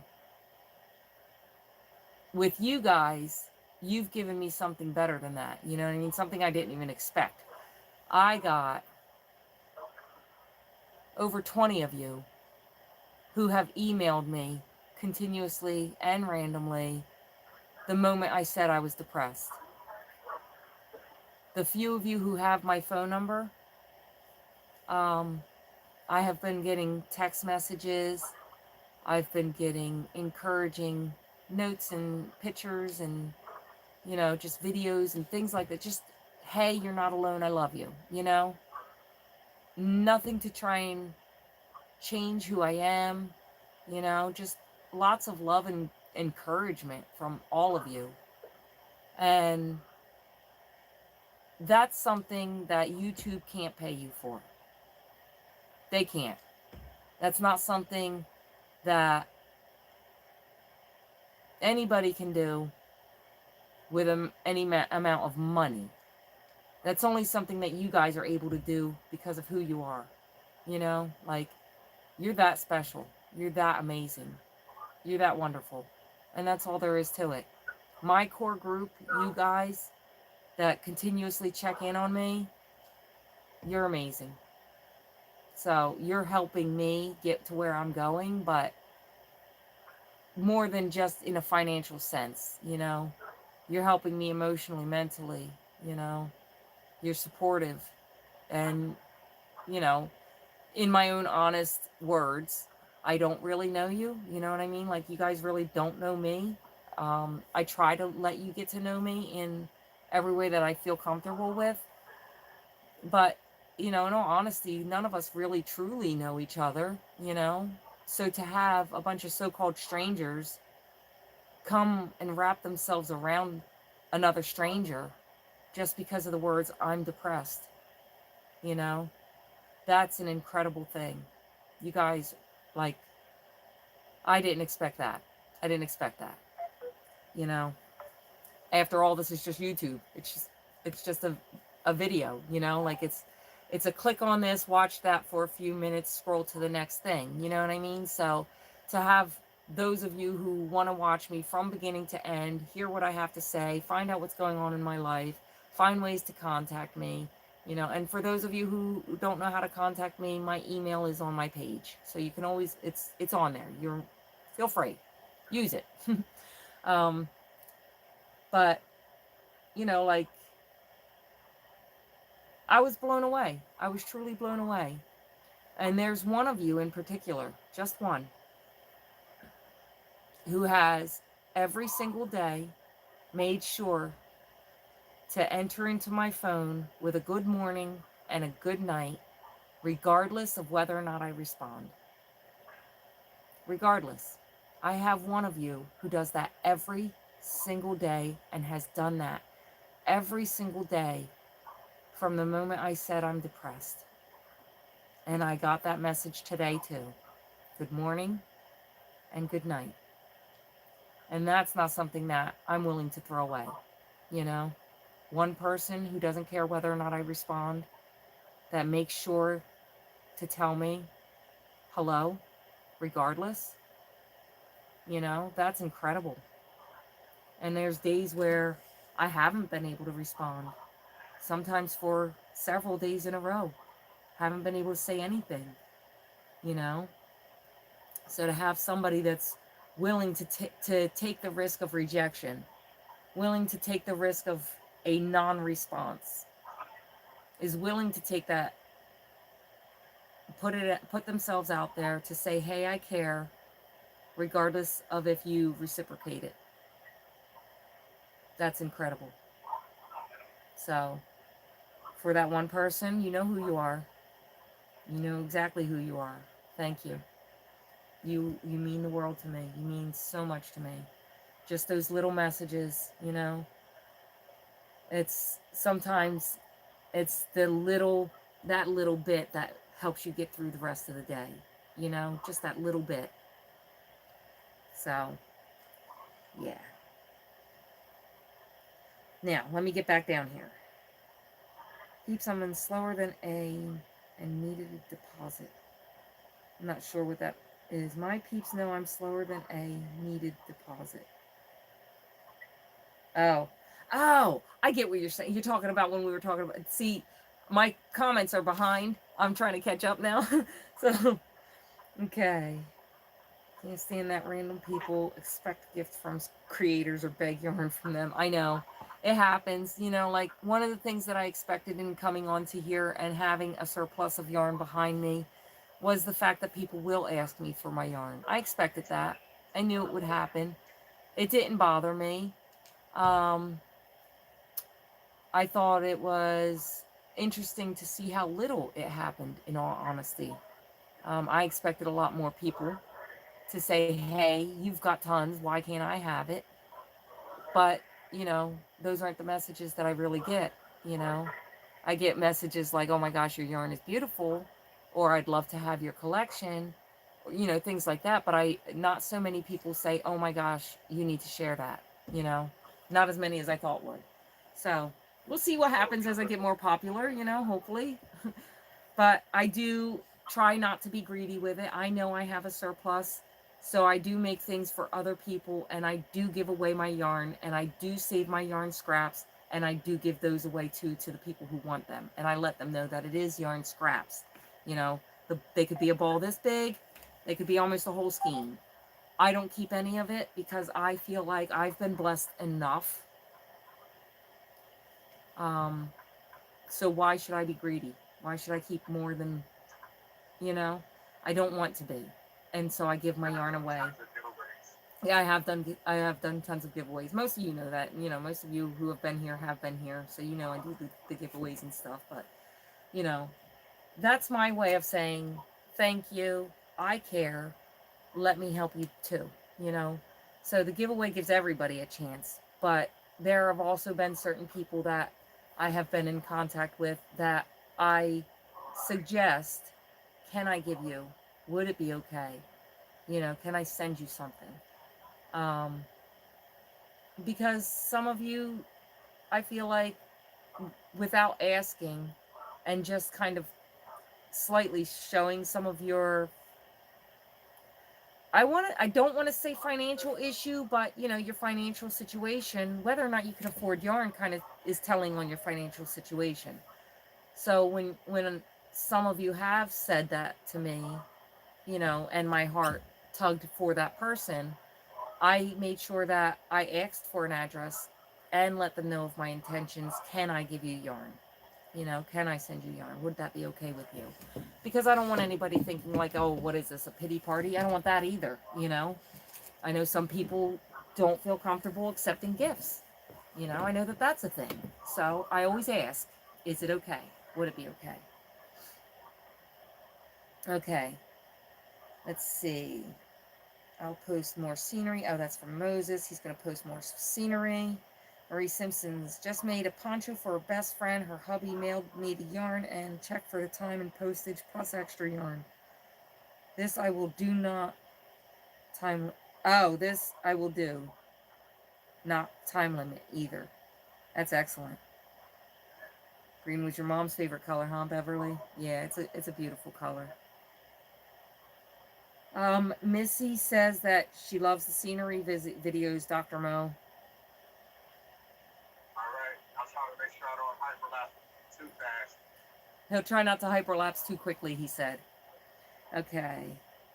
Sherry says, I'll have to send you a picture of the yarn I just bought. I won one hank and bought 3. They are gorgeous. I would love to see it. Send me all the yarn porn you guys want to. If you're in my comments section and you're on my page, you go to my page, Look for my email address if you don't have it already. Grab my email address if you want. And even on my page, like on my community page, like there's a spot where YouTubers, subscribers can post. Feel free. If you've got a project that you've completed and you want to put it on my channel and you want to show off your work, feel free to put that on there. Put your picture, write something about it, what you did, but don't advertise like, hey, I'm selling this for, like, I don't think that that's appropriate, but I would love to see your work, you know? I do enjoy seeing that.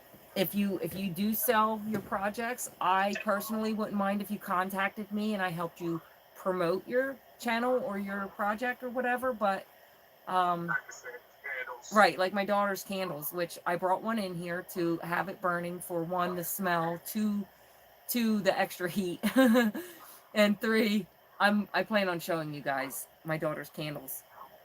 Um, They're sparkly. Ooh. yeah, they sparkle. Moses, Mogart. Yes.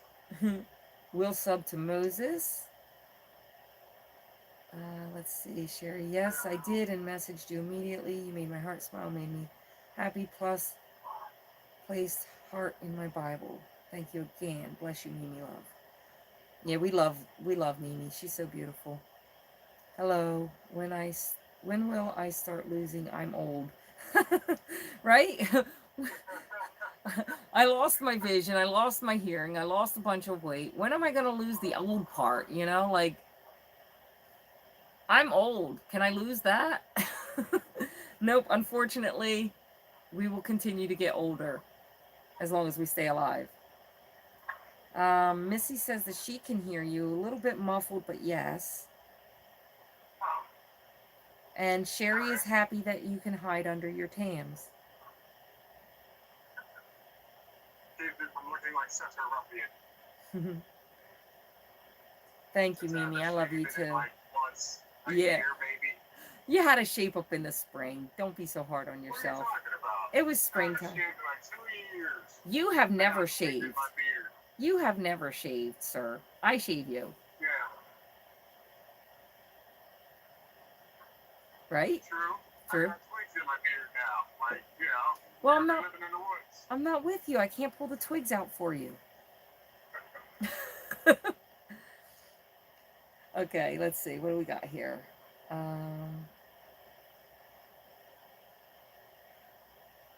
Where, oh where? There it is. Missy says you are loved. Marie Simpson sends hearts. We love you, so don't forget it. I don't like to call, but you know you can call me whenever. I never sleep unless it's an afternoon nap. Marie, you are easy to love and enjoy. Community, been there too. I'm sorry I've slacked off. Things have been abnormally busy these last couple weeks. Missy, do not worry about it. Sherry, you either. I know you guys love me. I know you care. You send your messages. You make sure you check on me. I'm not saying I need a daily checkup.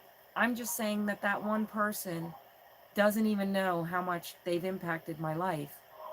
You know, just by making sure that they sent me a message every single day, twice a day. You know, that's dedication. I look, my best friend, when her father died, I contacted her every day.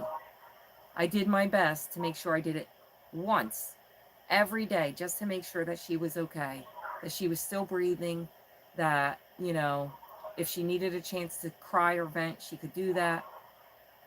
And I did that for a few months, just a few months. And then it just went back to our normal, you know, we talked to each other randomly throughout the week, you know. And now we're not even friends anymore. So that just goes to show how times change. Anyway, yeah, don't ever feel bad for not contacting me. You know, there are people out there that are still contacting me. Everybody, look, I get a contact from somebody every day. Someone is always checking on me. So don't ever feel like you can't, or that you should, or that you have to, or don't feel any type of way. If you feel the need or the desire, go for it. If not, don't worry about it. I'm not upset about it. You know? Just a way of showing love. Don't need a reply. I know, Sherry. You too. You're one of them that doesn't even mind. Sherry says that she shared the picture of an emotional support pickle with me, love. So I'll have to send it to you. I love that. That is so fun, Shelby. Oh, yep. Yeah, check it out. And Denise said that she has one. Yep. I remember when Denise won. That was beautiful.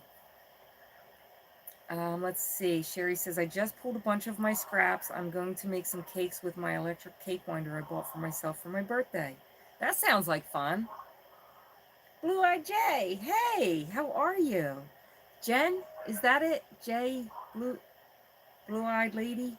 Jay, Blue Eyed Lady, or is that Jen? I want to say it's Jen. I hope it's Jen. I forget so easily. Missy had to move most of her yarn to storage. Oh, I hate when that happens. You got to decide on what you're going to keep in the house and what you have to move out. I am paying storage around the corner from me for temperature controlled storage because of the memorabilia that's in there. I am going to do my best to make space in my house because I do not like paying to put my stuff in another building when I'm paying for this building right here. I don't think it's worth it.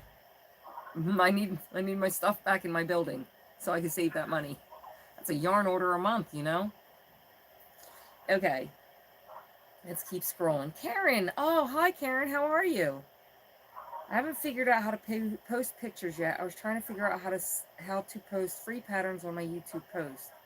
I'll have to talk you through it. It's actually pretty easy. Okay, Diana D is back. She's sorry she got a call. Grandmothers mean more than they get. Than they got my yarn space. Yeah, you gotta give the grandbabies. What was that, love?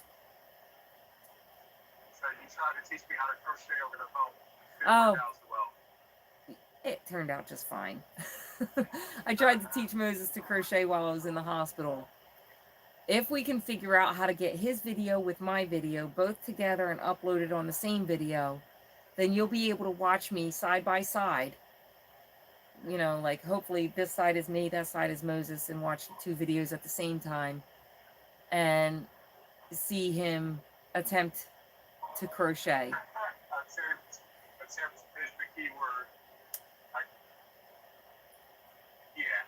So the part that I find interesting with people like Moses who are attempting to crochet for the first time is that they doubt themselves so much that a skill that takes time to craft should happen in the first time they try it.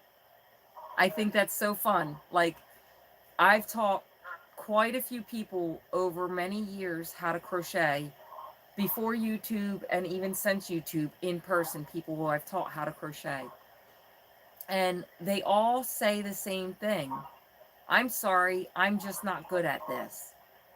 And I have to reassure them, you just started. You just put that hook in your hand. You're just learning how to hold. It's gonna be a while. Yeah, it's gonna be a while. You're just learning how to hold the yarn, the project, and the hook, and make the hook move to make the yarn make things. You know, you're learning all of these different skills in one shot. Like, it is not as simple as this is how you hold your hands, you know, this is how you hold your hook. It is, you know, this may be how you hold your hands, this may be how you hold your hook, but now you got to make sure that your tension is right. Hold your yarn so that the tension stays right, so it don't get too loose when you tug and pull on it. You have to learn that part. Tension takes time. You have to learn the whole, you know, like go under in this direction, grab the yarn and pull it back out. Now I got to keep all these loops on to the hook while I go under the yarn again and pull it through some of the hooks, or some of the loops. I got stuck there so many times. I'm like, wait, something's wrong. Wait, can we back up, please?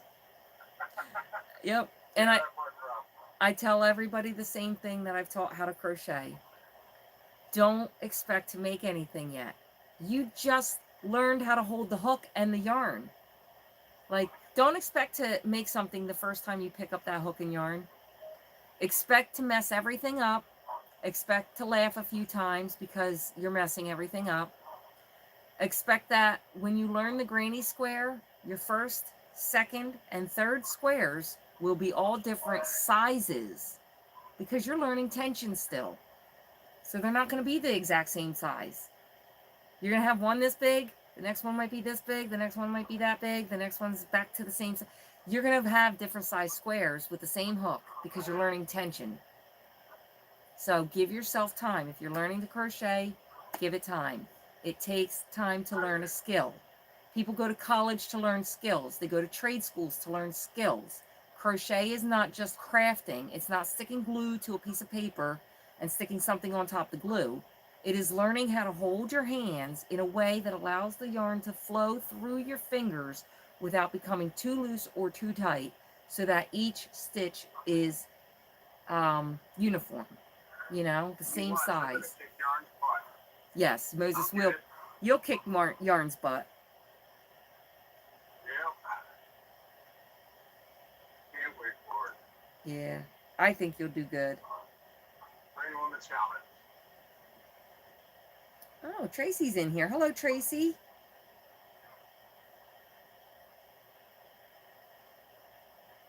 Let's see. With the heart. Hi, Tracy. Moonlight crochet. Hi, Mimi. Everyone have a beautiful and blessed night. Small lupus flare once I made it back home. Good night, all. Good night, Miss Monica. I'm sure I'm quite late in saying good night since I'm behind on comments. I'm going to try and go through them quickly without missing anybody, but I try not to spend too much time looking at this because I'd like to talk to you. But this is how I know what you're saying back to me. So I do like to take the time to look at the comments. Yeah, sometimes it's all you need, just to know someone somewhere is thinking of you. It's sad when our friends move many hundreds of miles away. Yeah, that is difficult. Jill, sorry. I said Jen, it's Jill. I'm going to get it. I will remember one day, I promise. I'm going to keep practicing. It's Jill, not Jen. Jill, Jill, Jill. Jack and Jill went up the hill to catch a blue-eyed lady. There you go. That's how I'm going to remember it. You're Jill. Nice. Are you freestyling, Mom? What was that? Right? I'm trying to remember, you know.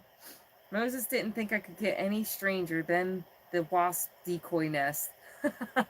Yeah, that wasp decoy nest was pretty cool, Sherry. I like that. That was fun. Okay.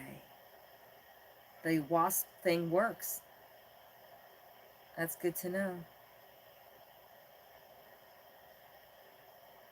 Let's see. It's so nice when you get a message or call from someone when they are having a rough time. It really makes you feel like someone actually does care. Yes, it does. Are we at the bottom here? We're at the bottom. I caught up. Woohoo! What is a Labubu? I gotta ask, what is Labubu? Because I keep hearing about Labubu, and I'm like, what is Labubu? Everybody's raving about what Labubu is. Huh? I heard it too, like, randomly. I think it's a Beanie Baby or something. Is it? You know what I'm going to do? Since I got a tablet in my hands, I've got the technology right here. I'm just going to look it up real quick. Labubu. It's like an American craze or something. Like, Labubu. Okay, I've seen this. All right, for those of you who don't know, I don't even know how to describe this thing. I've seen it. Is it a Beanie Baby? It's this. Okay. I see red light. You see this, guys? Like, can you see that? No. Wait. You're not asking me. You're asking them. Yeah. You're the wrong thing. Okay. Let's see. Can you see that? Yes, it is a Beanie Baby. It's like a Beanie Baby, but it's got like a plastic face. And it's yeah, like they make different faces. They got somebody who I'm going to click on it so that I can make it big. It looks like they're wearing a costume. Oh, okay, there we go. Hold on. What's so special about this thing? I don't know. Does anybody know? Does anybody know what's so special about Labubu? All right, let me pause this and actually rewind that a few seconds because he's now facing away from the camera. Cherry bomb. Okay, there we go. That's a Labubu. This is a person dressed up in a Labubu costume. So I don't know the significance of Labubu or the reason for the craze. I just know that people go nuts over things all the time. So that's a Labubu. Let me click this so I can find out. There's a humorous face. Look at those teeth. Right? Hey, Cherry. Cherry bombs all, babe. Yeah, I'm about to catch up on some comments. I seen somebody say hi, Cherry, so I want to make sure I don't miss anybody. Okay. Diana D I made 3 Labubus and threw away the pattern. If these 4 boys didn't like Amy's, I would never make them. I've been making a snake for 3 days. Ugly stuffed creators. I'm working on lap blankets for my grandkids for Christmas and have homework to do. Finished my first class and have a 95%. Oh, that's excellent. Congratulations. Now I have 2 classes to work on for this quarter. Congrats. What are you in school for, Tracy? What's going on? Like, what are you trying to do? Yeah, before I got sick, I was gonna send you a box. I'll have to go back through our messages. Was it the yarn ends or was it a specific item? If it's the yarn ends, I haven't gotten to them. I still have the boxes right here getting divided. So I have to get that done before I go over the road. I got a couple boxes that I got to separate and ship out. I just recently started getting strong enough to be able to get out of bed again. Like I'm not living on 0 calories. But I am not living on nearly enough. Most people get anywhere between 1,500 and maybe 3,000 calories in a day and more. They say the average calorie value is 2,000 calories. My last month on the truck with Moses, I barely ate anything in that month. And I mean, like some days, 4 days, I would not eat or drink other than maybe a few sips of water or something sweet to drink. So barely any calories for that month. Then I came home and ended up in the hospital for a week where I got no calories again. I came home and I had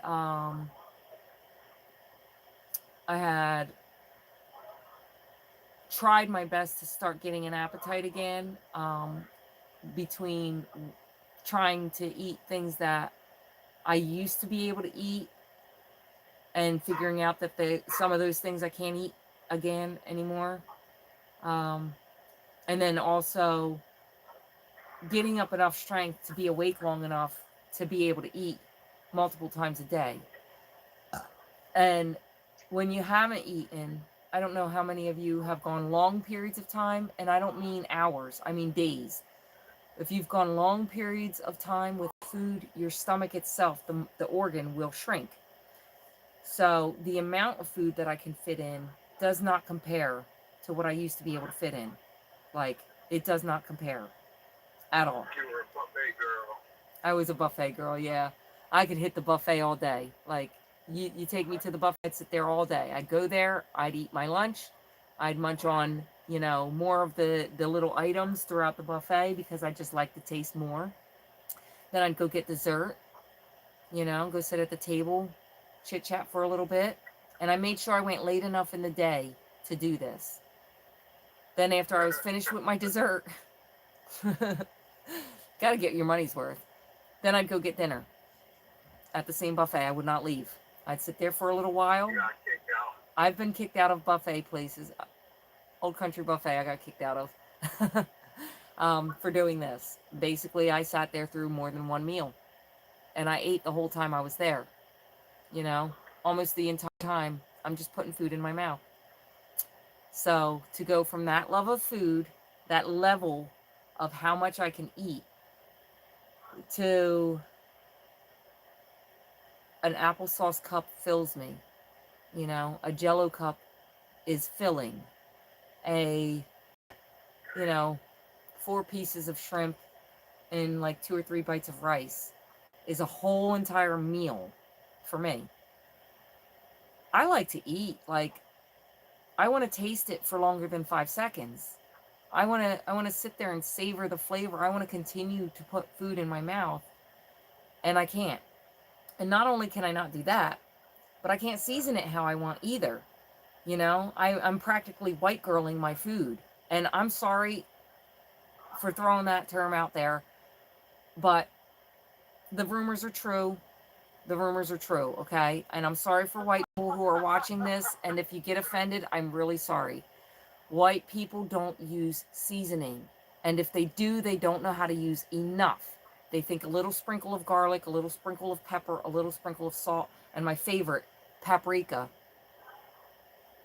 They think that makes flavor on their food. A little bit. And it does not make flavor. Like, I cook with garlic. Dump it on there. Onion. Dump it on there.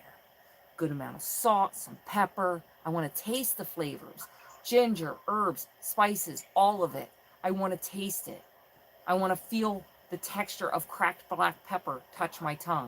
I want to know that the crust on the top of my food is not just like crispy chicken skin because I baked it. I want it crispy, flavorful chicken skin, And I can't have any of that. Not the chicken, the skin, or those flavors. You realize that you like to watch people eat. Yeah, and I did realize I like to watch people eat. My YouTube feed. If you look at my channel, you'd never know I like yarn. There is nothing yarn related on my channel, really. I'm subscribed to a few yarn channels like Annie Joe and you guys, but I don't watch yarn content. It's just not. I don't know. I'm weird. I love yarn. Don't get me wrong. I love yarn, but to sit down, yeah, but to sit down and watch something, yeah, I watch. What am I gonna learn? What's interesting? So I learn about sheep farming, cow hoof care, what people eat in other countries, medical stuff, everything from pimple popping to surgeries, some crime related stuff. But yeah, primarily I watch animal husbandry and some church stuff. So with that being said, you'd never know I was a crocheter by looking at my YouTube feed. It's really weird. Okay, let's see. Let's catch up. Snake could be a little newborn. We'll send you a picture of the 3 I made. Actually just made a Halloween cost for $1. Now I have to make another ghost. Looks like the Teletubbies, right? Yes, I'm still on. Hi, Cherry. I got down to your first message. Hi, Cherry.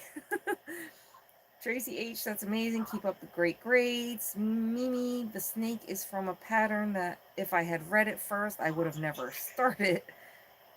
Cherry, hi, sweet friend. Hi, Cherry. Oh, my Cherry, understand. Cut it short. Right? I was telling Mary Lee that someone made some and she started jumping up and down and asked me if I could buy one that they made. I don't get the Labubu thing, but then I'm old. Right? I must be old because I don't get the Labubu thing either. I didn't even know that thing was called a Labubu until just now. I don't like the name. I didn't like the Honey Boo Boo thing either. Mimi said that she got kicked off, said that I ended. I know that when I looked up a few moments ago, it had flashed that I am live, as if I wasn't live this whole time. Maybe it was a glitch that did that to some of you guys because I went over 2 hours. I've been on for over 2 hours. I know, weird. But here we are, still live. Cost of the real ones are outrageous. I believe it. Medical billing and coding. I can work part-time from my house and make extra money along with my disability and keep my Medicare. Heck yeah! Way to go, Tracy. Jill says it was just a goodie box with something extra special. Oh, okay. I know exactly. Yep. Okay. All right. I know what it is. Okay. The app WhatsApp has lots of dealers with Labubu. It's cheaper. Have to go. Karma's starting to stir. Okay, Diana D. I hope you have a good night. Hopefully it's an easy night. It's hard on your system. Oh, check that out. Yes, smoked pap is good, but yeah, got to dump in onions and herbs. Yeah, you need the flavor. You need the seasonings. Marie, if it doesn't have some form of garlic, I don't make it. I actually made my own soup blend that I mix and store in mason jars, but I can't do hot peppers, hot sauce. I like my taste buds. Cherry waves. Hi, Cherry. I'm waving back. Cherry, the hotter the better. Marie, you're doing great. I was in my arrival causing a ripple in time and space. It was her arrival. Oh, Cherry's the reason why my screen went weird. She takes the blame. We'll let you take the blame for that, Cherry. We'll just totally dump that on you. It has nothing to do with technology or YouTube or any other reason. It's your fault. But I love you anyway. Thank you for showing up and coming in. Let's see. Anyway, blue 50. Blue, pink, and purple, favorite colors. Yes, it's dangerous. Be careful. But great buys, less money. Night, Diana D. Picked up an ice yarns lot on eBay this week. Really? Have to say, some of the yarns are crap. I don't know why folks are all raving about it. Small balls suck. Well, thank you for telling me, because I gotta tell you, like, I've been on their website, I've been on Ice Yarns, and I see, like, the ice yarn balls do look like they're like this big, but then I see Crystal open them and it looks like maybe they might be this big. I can't even tell you the last time I seen a yarn unboxing. It's been a long time, but you know, I have no clue how big people's hands are, so you really can't tell. You really can't, you know. So thanks for that warning. Ice yarns are cheap. You don't understand the and I agree with the small balls. Like this right here,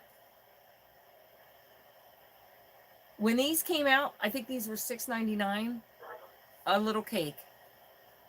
There is 273 yards in that. I'm making a plus size cardigan. It's going to take like 10 of those. It would be nice if yarn companies were like, oh, here's the big project size, here's the medium project size, and here's this size that in case you only need a little bit, you can buy that too. Like, if they could do that with all of our favorite yarns, that would be fantastical. Because then, like Hirschner's has, you know, the 12. You got the 12. Too much yarn for you? Well, then you've got the 8. You got the worsted 8. Is that too much yarn for you? And I'm not going over there, but they also have ones this big. You know, like you can get a skein of yarn for, you know, just a few bucks. Like this one here, this giant ball here is only $4 and some change. This giant ball here is only $7 and some change. You know, no knots. You're not dealing with tying ends together and connecting things and stuff. You just got the yarn. Boom. You're good to go. You know, thank you, Hirschners. I don't think they never thought of that. I think they would love to sell large, medium, and small yards, like, you know, drink sizes. Yeah, well, they came out with minikins and smaller balls, but, you know, what about the people who do larger projects and need the bigger balls? You know? Let's see. Thumbs up, everyone. Cherry, yes, a lot of ice yarns wouldn't be my thing, and the shipping is crazy. Yeah, especially now with all the tariffs. Makes the shipping even better. Let's see. Picasso balls are something like 130 yards. Some of the balls are only 60 yards. That's why they sell them in those packs of 8 to 12. Incredible. Mimi, go to sleep. Yes, please, go to sleep. 6 a.m. doggy daycare in the morning. Yes, much love. We'll be playing from the beginning I missed and whatever after I go. Sweet dreams, sweet friends. Sweet night, Mimi. We love you very much. Love you, me. I hope that you sleep well. Moses said bye. I don't know if you heard him, but I hope that you sleep well. I hope you have a wonderful night, and I hope you feel very refreshed when you wake up in the morning. I don't know why everyone's so crazy about Picasso. It's not an easy yarn to work with. I have not tried the Picasso. That one is, out of all the ice yarns that I've seen, that one looks like it would be the most fun colors and shine to work with. It looks like it's chain spun, I think, just from the website. But I don't know for sure. I never touched it, and my memory is faulty, so I don't know. But it looks chain spun. Yeah, it's soft and pretty, but in tiny, stupid balls. Yeah, and that's the reason why I haven't bought them yet. You know, like, I want so badly to do an ice order, but I know that I need, like, if I'm doing a $300 order, I need like $300 for shipping, you know? So, from what I understand, with ordering from ice, the bigger the order, the better it is for the shipping. So, I look at their prices and I'm like, okay, price plus fiber plus yardage equals, some of these make sense. But then you add shipping and it's like, do I really want this? So I just haven't ordered yet, because once you add the shipping, the price per yard, like, I'm a price per yard girl. I want to know, what is it a yard? Is it more than a penny? Is it less than a penny? Is it 2 pennies? What fibers are there? You know? Is it worth that price? Chain spun and with a halo. Okay. Colors are awesome. It's one of those puff yarns that are not chains but blown yarns. Interesting. I find folks destashing on eBay. Right, who wants to spend $300 extra on their yarn? Not me. I ordered from companies all these years to get the free shipping. Free shipping, which means that the sale price of the yarn that I'm buying, mind you, I did not say the regular price. I said sale price. I want the discount. I want it less than what they're asking for. So, I don't want to pay extra and tack that price back onto my yarn just because the shipping is not free. I buy each order at least $75 to $100, depending on what the website is. And the reason is because at $75 to $100, you get free shipping. The yarn's going to get used one day, whether I ship it to somebody else or use it myself. So why not get it while it's less expensive? Why not get it before the price is outrageous? Why buy it if you're not going to buy enough quantity to finish a whole project? You know? So buy what you're going to buy it in a larger amount, get the free shipping if you can afford to do that high of an order, and then, you know, pay less for the yarn in the long run. That's what I prefer to do. And in doing so,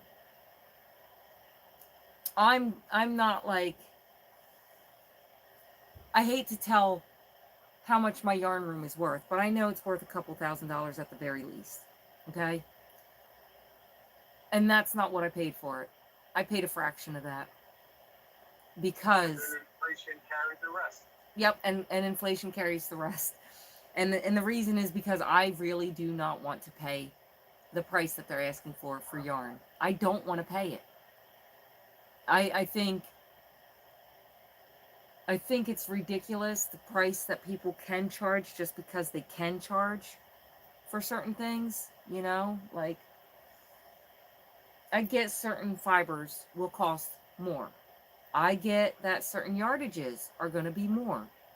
But when you take a regular acrylic yarn, you know, like one of these, and you size it up against another acrylic yarn that has the same amount of yardage, and I'm going to throw Hobby Lobby under the bus for this one. Okay. What is it? Like $6 a ball? $5 or $6? $5.99 or $6.99, something like that, for one acrylic, regular sized skein of yarn. Why would you pay that much for it? Even at 30% off, you're paying more than a regular acrylic price. Regular acrylic is less than a penny a yard. Why pay more than that? Why pay twice that? Because it's Hobby Lobby? Their yarn isn't even as good as Premier. Premier is $3.99 for the same ball. And they have more colors. And the feel of the yarn, to me personally, the feel of Premier's yarn is firmer, thicker, better. The quality of it feels like it will last longer. And the colors are vibrant. There's plenty to choose from. Their website has hundreds. Well, not hundreds, but you know what I mean. They got a lot of them on the website. Don't want to pay their prices? Then go on Hirschner's. Get it a little cheaper on Hirschner's. Possibly. Sometimes they're on sale on Premier and it's cheaper on Premier than it is on Hirschner's. But you gotta look at the price per yard of what you're paying for, because just because it says, you know, oh, it's Red Heart, you know, it's Red Heart, Red Heart's name brand, you got to get Red Heart. Why? It's just acrylic. You don't have to get Red Heart. Now, the reason I have this specific Red Heart is because of the ombre. They have one of the best, well, had, before ombre became like very popular, they had one of the best ombres out there, you know? So, I personally, I like this yarn because of the color changing of it. If I found another company that created the same yarn with the same yardage, I would have bought from them. But because Red Heart's ombre is a better ombre than most of the other ombres out there, a lot of them just color change rather than fade into the next color. So that's why I like this one specifically. So what did I do? I waited for a sale and I bought a section. Okay, I got them in a couple different colors. I got blues, grays, browns, teals, you know, red. I got a bunch of different colors of it. Several skeins of each color so I can at least make projects with each color, you know. Now this ombre is 482 yards. 482 yards. These go for $10. This, and it comes in a lot of colors. This is Antiquity from Hirschner's. There is 489 yards. This is $4 and some change. This is $10 most of the time. Which one would you rather have? Now, for color, definitely pick the one that you want. But because you're looking for a specific price, wait until it's on sale. Don't pay $10 for this because they go on sale for $5 and $6 all the time. You just have to wait. $5 and $6. And these are a $10 skein of yarn. I don't know why. Feels like vintage fantastic fiber. Are you doing a yarn review? Am I doing a yarn review? No, I guess I'm just educating the public, you know? Feels like a yarn review. You know, like I have the gradient one that Hirschner's has in the gray. But like I said, this one's a gradient ombre. You know, that's an ombre, the Red Heart. So I waited for it to go on sale and I bought them. These ones up here, right this side here, all of those are Red Heart. I paid $5 for them. They're $10 skeins of yarn. I watch other people hurry up and buy as soon as it comes out. Crystal came out with Bag O' Day yarn. Now, I did buy some. I support her in her endeavors. And because I support her in her endeavors, I wanted to give her something back, you know, so I purchased her yarn. But I keep my policies the way my policies are. When they came out, they were a little high priced. So I waited. When they dropped down by $2, that's when I bought them. I thought she put them out at a decent price, $6.99 I think they are. I think that's decent. You're getting 328 yards. But it's $6.99. $6.99.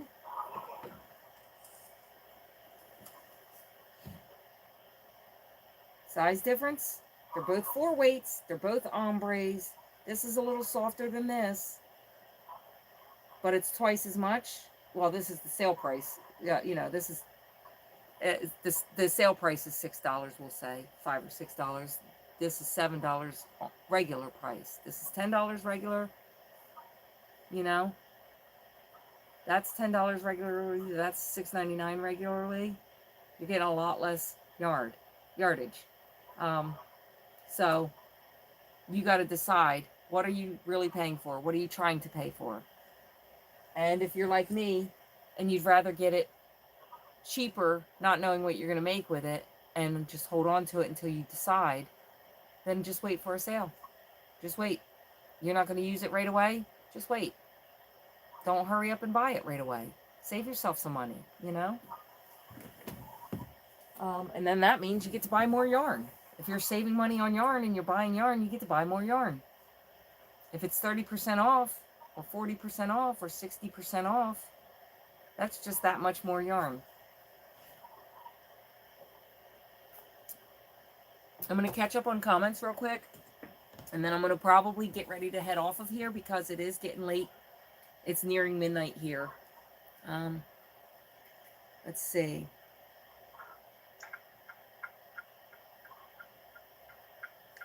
I need to push this button. There it is. Switch to chat filter again because it keeps switching to all, or to some messages, or top ones. $10 for Red Heart. What? Yeah, $10 for Red Heart. Was I a teacher in my previous life? No. I'm a mother, and I homeschooled my kids for a period of time. But my mom raised me on the saying, knowledge is power. And I like the saying, the more you know. So you can't take somebody's knowledge away from them. No matter what you do to them, you can't stop them from knowing what they know. And I know how to save money. You know, I was raised very poor. We were broke. You know, like growing up, we were on the system. I watched my mom work 2 jobs, go to school in 2 schools. She was in beauty school and high school at the same time while working 2 jobs. My mom has fought through domestic violence, getting up on her feet, getting an education, having teen pregnancies. You know, like my mom has been through it. She fought her way to get to where she's at. She fought her way to bring us up out of poverty, hopefully. You know what I mean? These are the things that my mom had fought for. And, you know, in doing so, I learned. I paid attention. I learned things like food shopping methods that'll save you money. I learned things like meals that are cheaper to prepare if you do it a different way. I learned things like, if you're too good for a pantry, then I guess you'll starve. I learned things like how to rob Peter to pay Paul to make sure all the bills stay caught up enough and nothing gets shut off. I learned how to do that. You know what I mean? And I'm in a position in my life where I can share some of my knowledge, even if it's something as frivolous as yarn. You know what I mean? I can share some of my knowledge on how you can save some money on that. If you're interested, shoot, I'm happy to share. Stick around, you know, we'll talk about that. But, you know, most everything else that I do know, I've learned along the way because my mom told me knowledge is power. And I hold on to my knowledge. I try my best to learn how to do new things. I try my best to hone my already known talents or whatever, you know, the things that I know. I try to hold on to them and hone them in to make them stronger. Learn more stuff about the stuff that I already know, you know, the human body, the healthcare system, my own health, how to crochet, how to buy it cheaper, how to monetize yourself, You know, just anything. Anything that you can figure out how to learn, do it. Nobody can take that away from you. Once you learn it, it's yours. You know? So, that's that. Let's see. Um, and see the chains in mind. I thought I was just bone puff yarns. Size 3, 4, 5, or 6. I'm not sure. Tammy, um, about 12 minutes ago you said, and is it size 3, 4, 5, or 6? I'm not sure if you were talking to me or not, but if you were, could you clarify what it is that you're asking? I don't pay shipping because why pay shipping when I can do that shipping price in yarn instead? Exactly. Exactly. Why pay for shipping when you could just buy more yarn? Buy more yarn, get the shipping free. Okay, Missy says that's why if you have someone that lives close, you can split the cost. Unfortunately, I don't have anyone near me interested in yarn. Yeah, that's the downfall. Premier's big share starts tomorrow. I will not be buying any yarn, guys. I am not buying any yarn this season. I am doing my best to not buy any yarn this season. I'm putting my foot down on myself. No yarn. Why? If you've seen this room, okay, that's first and foremost. If you've seen this room, in one of my previous lives, I actually showed over there because I stopped caring. Depression, you gotta love it. I actually showed over there, and it's a mess. Like, I just have box on top of box on top of box with project bag on top of project bag on top of project bag on top of the boxes. And half of the projects are not done. I don't know what's over there. I know I have extra yarn somewhere around here. The question is where. Like, all these questions should not be a thing, you know? These things should not be a thing. So until I can get my act together, I put myself on a yarn buying diet. That's all there is to it. I'm putting myself on a diet until I get my act together. Let's see. 30 including the shipping, 8 balls of Picasso, 6 balls Florida Lena wool blend, 4 of one that is like landscapes. That sounds nice. 3 white and 8 of the Monaco. For 30 bucks, that's darn good. I'd say the other word, but we're live on YouTube. Haven't bought any yarn since Joann's clearance going out of business sale. Good for you.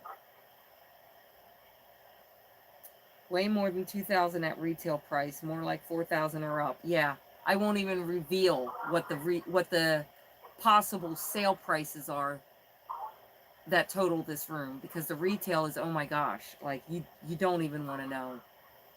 Like, no, you don't want to know. I got a box over there. That box right there, just one box. One box. I'm going to pull up the calculator just so that I can tell you how much it's worth. It's not what I paid for it. All right. Clear this. Now, those are the Bernat extra big balls of yarn. The extra big ones. And they're $24.99 a piece for those real big of the extra thick yarn. And I have 13 of them in that box. That box is worth $324.87, not counting taxes if they charged me taxes.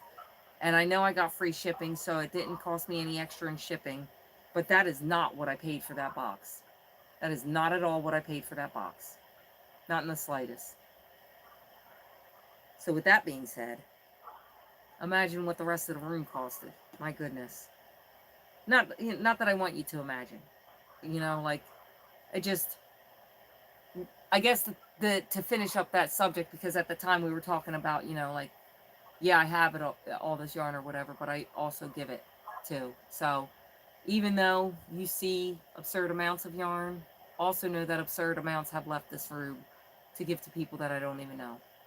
So, and it's not because I was doing a giveaway, it's because I felt like that was the right thing to do.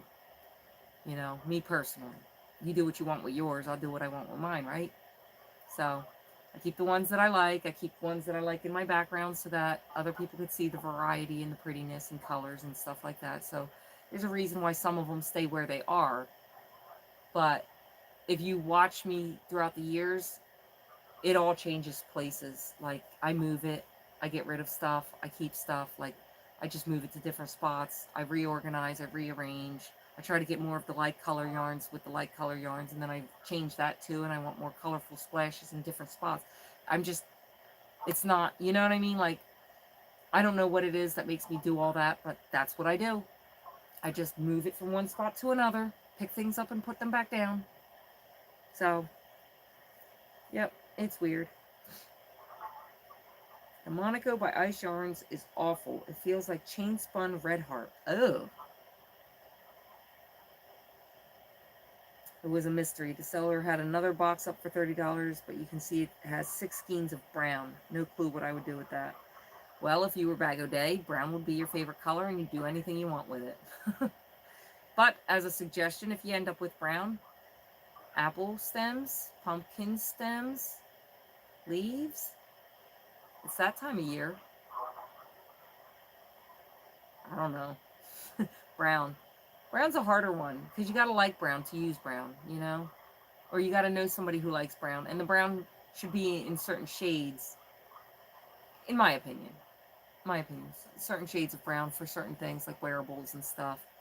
Like Moses is brown. So if I made him something brown, I wouldn't want it to be the same brown that he is. I would want it to be either much lighter or much, much darker, you know? So, yeah, brown's a tricky one. All colors really are, because depending on who you give it to, like, would you walk around with hot pink? Some of you would say yes. Others would be like, heck no. You know? Who would want that? Some people. Some people. Let's see. There is one yarn at Hobby Lobby that I really want. I think Ethereal Eyelash. I want to make myself a blanket out of it. It's so soft and cozy feeling. One yarn compared to going there specifically just because they have yarn and you don't know better. You know, there's a difference there. $10, let's see, $5 for those in Wally World. Hacked up 2 skeins of the Hirschners you sent me. It's becoming flowers on a vine garland. That is awesome. Ooh, that's my favorite color of Bag O'Day Hunal Tones. Well, I'm glad I picked the right one to pick up and show you guys. The only yarn I splurge on is Yarn Art Alpaca. 100%. 100%. I got me a skein of it right here. I won't pick it up out of that spot because it's actually under all the rest of my yarn, but that is excellent yarn. And then if you were able to get these when Hirschner's had them, they had alpaca millends. That's these. I bought 2 packs of them. I got 5 that look like this one. And then I got,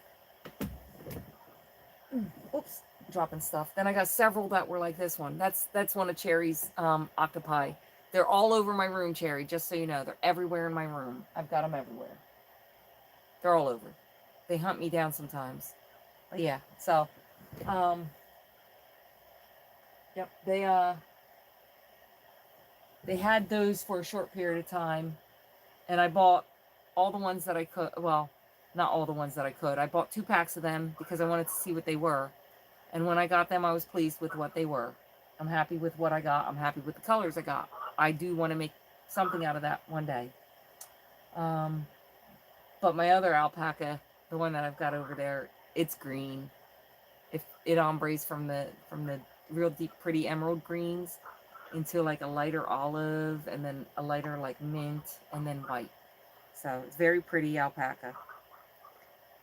Red Heart Biddy Stripes is $10, not on sale. I just go get some from Walmart.com, $7.49. Sherry, that's a good price. A better price is waiting until they go on sale online and getting them for $5. Those Biddy Stripes I got up here, I've got, let me see, that's a dozen, that's another dozen, so that's 24 plus 6. I got 30 skeins of it. I have 30 skeins in a couple different colors. And I paid $5 per. And I don't want to pay more than that. Since I got it for $5, I probably would never pay more than $5.99 for it ever again. You know, because I'm picky. I don't know what you would call it. I'll just stick with picky. I'm picky.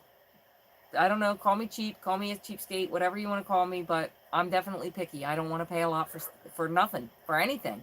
For any of it.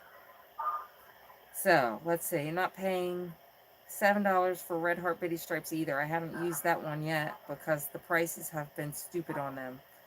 When they drop to what regular Red Heart is, I'll buy them. Cherry, they had them on Yarn Inspirations for $5. They had them on, I want to say Mary Maxim for $5. Just check out those sites, Mary Maxim, Hirschner's, and Yarn Inspirations, and just keep your eye on those 3 sites. They go on sale for $5 all the time. Get you some bitty stripes. Ain't no reason you can't have none, girl. Let's see. Cherry, I am not big on the earth tones. Brown, tan, black, and gray. I have to be in the mood. Same, those are my favorite colors. I have to sell stuff to buy yarn, though. Earth tones don't sell as well as other colors for me, right? Genevieve, hi, how are you? Welcome in. Can't afford any at that time. My secret stockpile value is in insulin, not yarn. See? You see what I mean? Cherry, you weren't here for the beginning of this video. I kind of went on a little tangent about the government and the price of meds. The price of insulin. Are you kidding? Ridiculous. It's a life-saving medication. It is necessary for so many Americans, and yet they drive the price up sky high because it's necessary. Because you can't live without it. Which means they get to make a profit, even though the medicine doesn't even cost that much. Don't buy it from anywhere else. You'll be a criminal. Yeah, don't buy it from anywhere else. You'll be a criminal. You know, other countries can order their meds online. They can get insulin. No problem. You need it delivered to your door? Guess what? It's cheap. Delivered right to your door. EpiPens, you know, I need those. EpiPens are expensive. Insulin is expensive, you know. Migraine medicine. Yep, land of the free. My migraine medicine, love. You weren't on here for my migraine medicine. Guess how much my Nurtec is? How much is it? $1,000. Oh,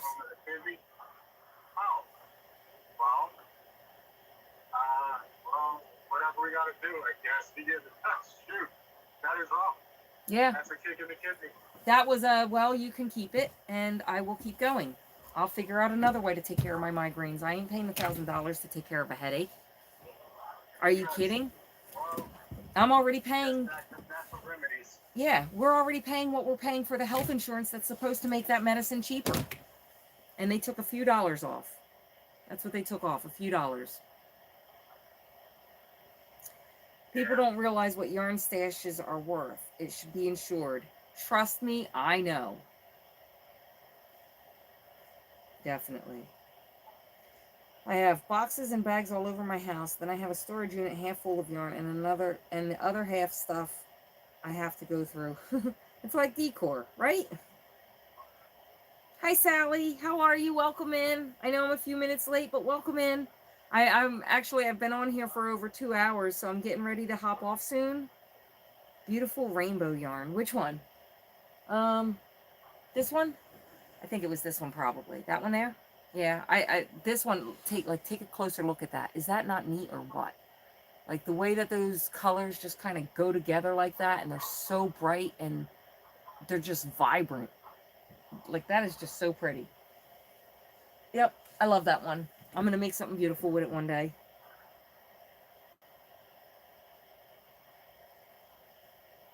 Still finding them all over the RV. Every time I think I've given away the last of them, I find another bag of them. I thought I made 300, but I'm thinking now it's closer to 5.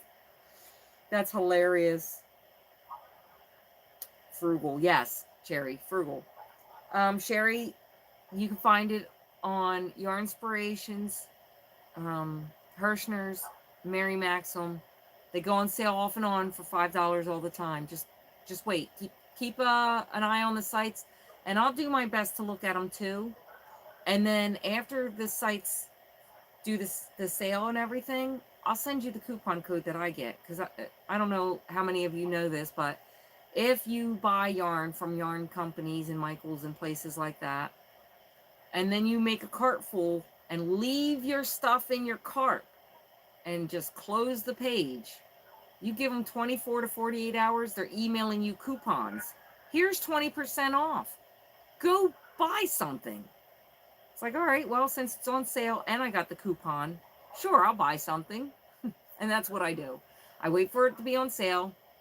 If it's close to half price, then it goes in my cart. If I got a coupon, I might be checking out. So, and then I decide which cart I'm buying and which coupon, which is the best price, what colors do I want more than the others, you know, which yarns am I looking to get besides, you know, whatever. Am I looking to replace yarns that I use often, or am I looking to put new yarns into my stash? So I decide which way I'm going about buying in order to make the purchase, but I'm also not just buying it because, hey, there's a sale. No. Is it on sale? A good sale? Meaning, is it 40 or 50% off? Can I get a free shipping coupon? Can I get a 20% off coupon or 30% off coupon? Off of sale items too? Can you give me one of them? Yeah? Okay, fine. I'll check out. You got me. Retail price of Humalog went up. $200 this year. $700 per vial. It's crazy. I use 2 per month. I might lose Medicaid at this point since the government want the poor's dead or enslaved. No, they don't want you dead. You got it right the second one. They want you enslaved. Who was it, love, that said Narcan is free, though? Yeah, you got to have free Narcan just in case you have an opioid overdose from the opioids that, you know, the pharmacist gave you because the doctor prescribed it, you know. Got you out there on the streets looking for a fix because of dental work, you know. Yeah, I say that because my son had a friend who had a painful tooth removed, was given 10 milligram Percocets. I don't know if you've had dental work done before, but 5 milligrams from a dentist office is strong enough. That's strong enough. Okay? Yeah, I get it. Teeth hurt. You're going to be sore for a couple days. You'll be okay. You know? Yeah, that kid never had it before. And yeah, he never had this. He never had this before. He never had a Percocet, never had an opioid. And they gave him 10 milligrams of Percocet and didn't tell him to take it if he needs it. They told him, make sure you take it every 6 hours. They gave it to him to take 4 times a day for 7 days straight. He spent an entire week on a semi-strong opioid. And by the time he came off of it, he told the doctor that his mouth still hurts. Can I have more? And the doctor gave him more. Gave him an entire another week's worth of 10 milligram Percocets for dental work. This boy was 17 years old and became a heroin addict. 17. This is one of my son's friends. The boy is clean now and has been for a good while. Thank God for that. I pay attention. I watch his life. I may only have him on social media, but that was one of my son's friends. And I cared about him when he came around, you know. So to see that happen to that boy was heartbreaking. Something even more heartbreaking. One of my son's friend's fathers. Now this boy is no longer with us. This boy's father encouraged him to take his Percocets. Encouraged him to get high. Not to take them because he was in pain. You know, sometimes we share our pain meds because somebody else is in pain. Here's 1. Here's 2. You know what I mean? Take 1 now. Take 1, get some sleep. If it hurts tomorrow, maybe I'll give you another one type of thing. Some people do that, you know? There was nothing wrong with the boy. He was just a 16-year-old boy with nothing wrong other than a dysfunctional household. And his dad fed him Percocets. Not just any perks, Perk 30s. 30s. That's like after major surgery type of pain pill. And you're giving this to a child, a 16-year-old boy. That boy's now dead. And I hope to God that father has found a way to live with himself after being the cause of his son's addiction. That boy went out onto the street looking for more because his father got him hooked on it. My son, in that short period of time, short period of teenage years, lost one of his 2 friends that were hooked on heroin because of a pill that a doctor can prescribe. You know, so that's that. I do not begrudge folks Narcan. It doesn't have to be either or. It should be all cared for, right? Speaking of Narcan and off topic, there is a drug that diabetics are starting to carry that is intranasal glucose for when people are low. Works like Narcan. That's a beautiful thing. And you said is that over the counter or is that a prescription? And see, no, it's not. If hospital orders it for your discharge because they gave you 5 oxycodone milligram, the Narcan was $55. I said no thank you. Someone could take 25 milligrams of oxycodone without dying. I was on 30 milligrams up to 6 times a day. Exactly, you know? Sherry, you can get Narcan free from a variety of sources. I pick up 6 of them to carry with me every year from the Rennie Rescue Renaissance Festival workers. I'm talking about these drug addicts that continually overdose and the cops give them Narcan. I may be too harsh on my opinion on that. I was married to an addict and it was hell. Now I see both sides of the aisle on that, Missy. You know, like when it comes to Narcan and addiction, I've watched people who just can't handle their life wasted away on drugs. And I've watched people who were given drugs by doctors die because of what the doctor's given them.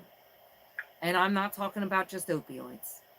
I'm talking about a surgery that was supposed to help them improve their life. You know, just something to help improve the quality of their life. And they're dead. And it wasn't the surgery that killed them. It was the product that the doctor put inside their body because of a lobbyist, a pharmaceutical representative who is selling doctors drugs. And the doctor's job is then to sell it to you. Even if you don't want it, it is their job to convince you that you need it somehow, some way. Product, drug, implant, whatever the thing is, it's a pharmacy. Yeah, Penny from the Big Bang Theory, if you remember who she is, you know. She did it, and her life got dramatically better. The money came rolling in. She was a pharmaceutical representative. It was her job to sell it. Sell the pills. Get it out there. You know, what destroyed my life, what put me in the position that I'm in now, was a 7-cent piece of plastic. 7 cents. Destroyed my life. Cost however many thousands of dollars for that piece of plastic to get put into me. And then years and years, we're now on 22 years, about to be 23 years in December. 23 years of pain. 23 years of not being able to sit unless I've smoked weed. I'm sitting, folks. Yes, I smoke weed. It is 12:30 here. I've been on for almost 3 hours now. And the remnants of what little bits of medication I have left in my body have left me. So now that I have been sitting here for 3 hours, I'm in an excruciating amount of pain because I'm still sitting. And it ain't like, oh, my back hurts or my butt is burning. I've had those pains. I live with those pains too. I have chronic back issues, but that doesn't really hurt my body. Sitting does, because of a 7-cent piece of plastic. So, the injection to counter an insulin overdose, $900. You gotta love it. Missy, I can imagine. I was married to an alcoholic. See, this is, intranasal stuff is 100 per. Oh my goodness. That is how people become addicted. Yeah. Married to a drinker. I don't know. You've seen my hand. I was on the same heavy drugs. Didn't become an addict. Not sure why people get hooked so easily and others are not. Okay.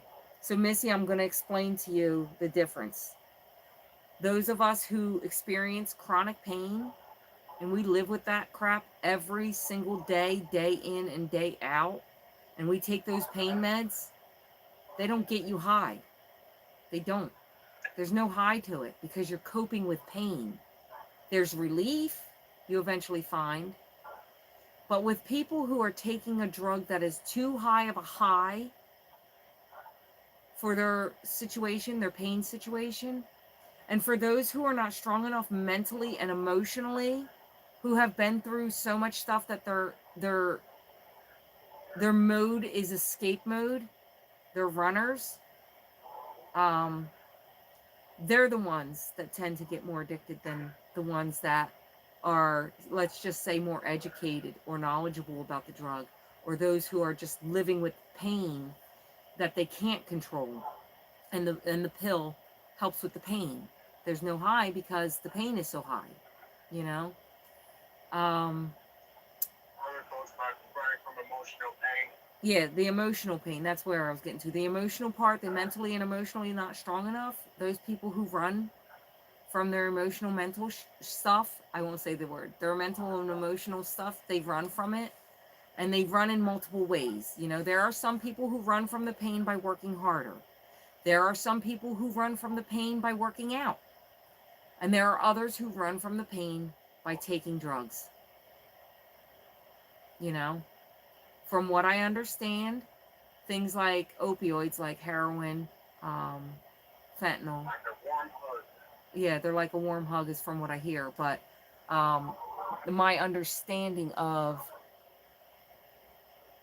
the part that gets them addicted is they don't feel anything. For the first time in however long, their emotions were not controlling them. They don't feel it. So if your life has been that messed up and you don't know how to handle that thing, you know, my life has been that messed up. And if I wasn't mentally and emotionally strong the way that I am, in the ways that I am strong emotionally and mentally, I'm weak emotionally and mentally, you know what I mean? I'm very weak when it comes to a lot of different things. But the parts where I'm strong, the parts that stop me from becoming an addict, those are the parts that I'm grateful for. Because not everybody has that. Not everybody has the capability to look at their situation and say things like, it could be worse. Or, I'm glad that happened to me and not somebody else. Or, if this is something that has happened to me and I can change just one other person's life by what happened to me, then that would be worth it. These are words that I've said in my own life to get me through. Okay? We have to tell ourselves things that are important to tell ourselves things to protect ourselves from the things that are out there. You know what I mean? You got to talk to yourself. It does not matter if you feel crazy doing so or not. Have a conversation with yourself. If I do this, where will it lead me? If this becomes part of my path, how much further down that road will I go? If you're not asking yourself these kinds of questions, you know, I've been on opioids and other drugs like Valium, you know, SSRIs. I've been on all the different classes of drugs for years. Pain pills specifically for over 20 years. And I am not hooked on them. My body, like most people's bodies, will become dependent on the medications that you're taking, your body depends on having that medicine in order to keep your body at a certain level, whether it be thyroid medicine, pain medicine, seizure medicine, migraine medicine. If it's a daily intake, you're taking it in, your body becomes dependent on having that medication. So yes, But it's I know that my body is dependent on taking Percocets. But the feeling that you feel when you're addicted to it and dependent on it are two different feelings, for one. And knowing what those feelings are is half the battle. If you know what's happening to your body, you know how to combat it. I spent a week in the hospital with no cannabis, taking nothing but opioids. You know, I had no choice because I'm in the hospital. I'm subject to their medications. I know that when I got home, my body had become addicted to the drugs that they were giving me. So I stopped taking my own medications.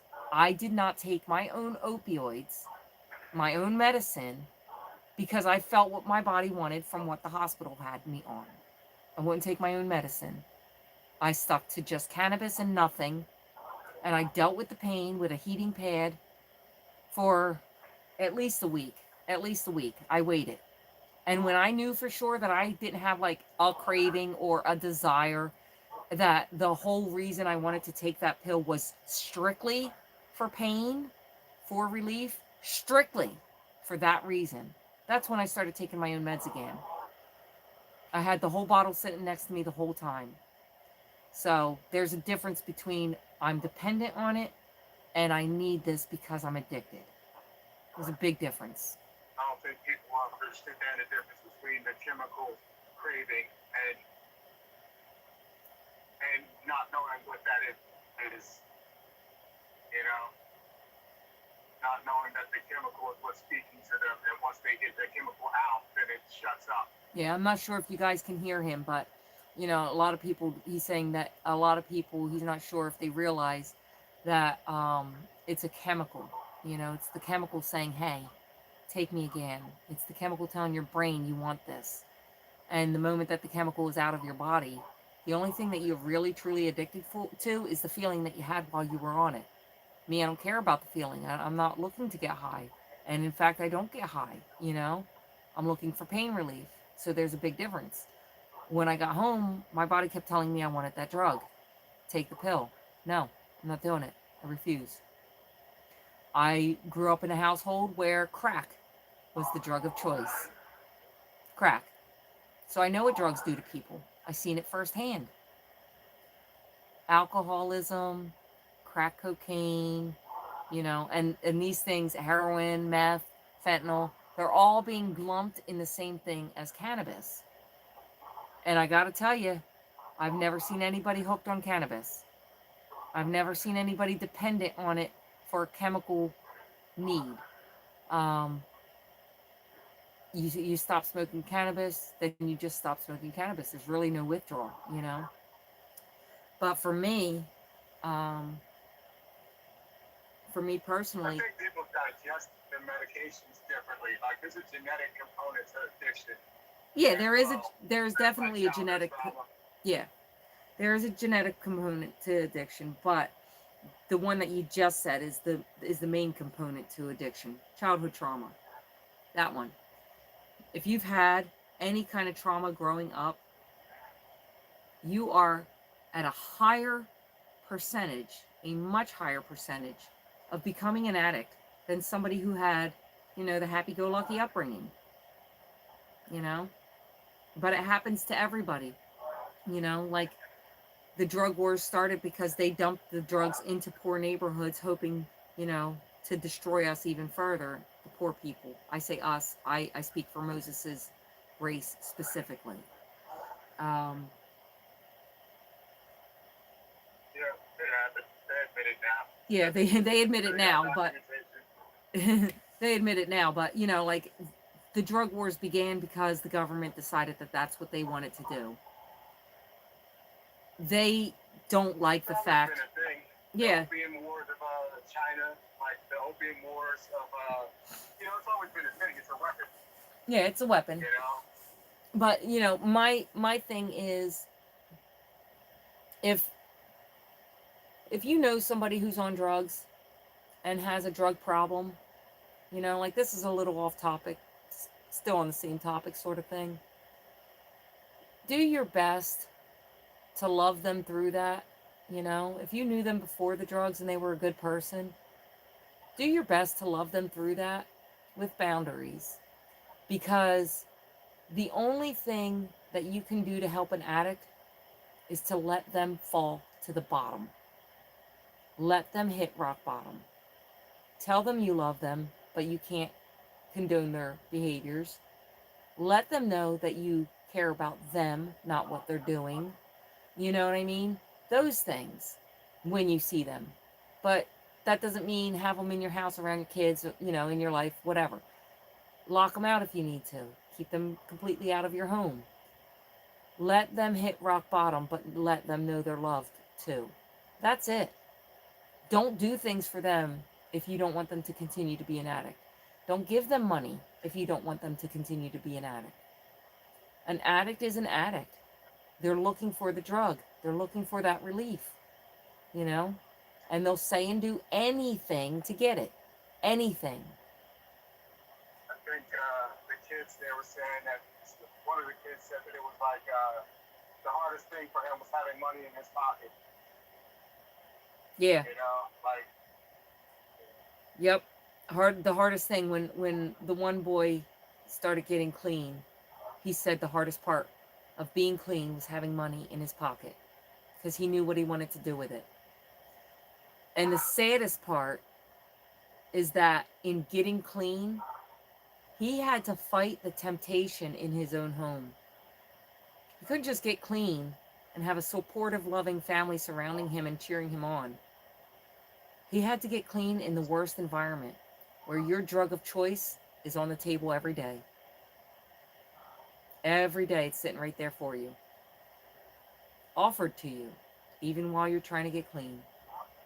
That boy did so amazing, it's not even funny. Like, I am so proud of him, it's not even funny. So, pain doctors get kickbacks on fentanyl pumps and stimulators being surgically implanted. Hate to tell you, but pain docs get kickbacks on everything else they do too, including injections and any pill that they prescribe to you, anything that they send your way, they're getting a kickback. That's why they don't mind sending you home with a couple free samples from time to time. Anything brand new. Yep. Sherry's going to bed. Good night, Sherry. I hope to God that you get a good night's sleep. Yes, Cherry, we are in those kinds of times. I won't say that word because I'm on live, but yes, we are definitely in that time. All right, you guys all go to bed. Yeah, right? Tracy, I feel the same way. I've been on pain meds for over 20 years. I'm not addicted, but I hurt every day too. I hurt every single day. There's not a day that goes by where I'm like, huh, what's that? No pain? Wonderful. My family has a major amount of addiction problems, so I generally refuse pain meds even when I need them. Exactly. And I've seen so many people in my family refuse pain meds because of the fear of being addicted, because of one family member, because of one crackhead in my family. Now, that specific person is no longer in my family, thank God. That specific person didn't even need to be part of my family. That person was married into the family. We'll put it that way. And that person did so much damage in my family, it's not even funny. I'm surprised they were allowed to wreak havoc for as long as they were, you know. But that was life. So, but it is sad. But I'm gonna hop off now, guys. Yeah, see what I mean, Missy? Your ex is clean now and says that you leaving him was the beginning of him getting clean. But it's hell loving an addict. I love him still. Just way too much water under the bridge. Yeah, I get it. Recently diagnosed with bursitis, but dealing with it over a year. Nothing to joke about. My goodness. Well, Joe, I hope that you feel better. Like, I don't know how much bursitis hurts. I know the pain that I endure, and it's not something that I wish on anybody. It is not something that I wish on anyone at any point. You all have a wonderful, beautiful night. I really hope that everybody who is still here is happy and healthy in some way, shape, or form, because without your health, you know, you can have all the friends in the world, but if you don't have health, whether it be mental, emotional, physical, whatever, without the health, you really don't have much, you know. So I hope that you all have a beautiful night. Enjoy yourselves. I'm going to take my cold behind to my bedroom where there's a bigger space heater. No need to heat up the whole house to 90 degrees. It's just me cold.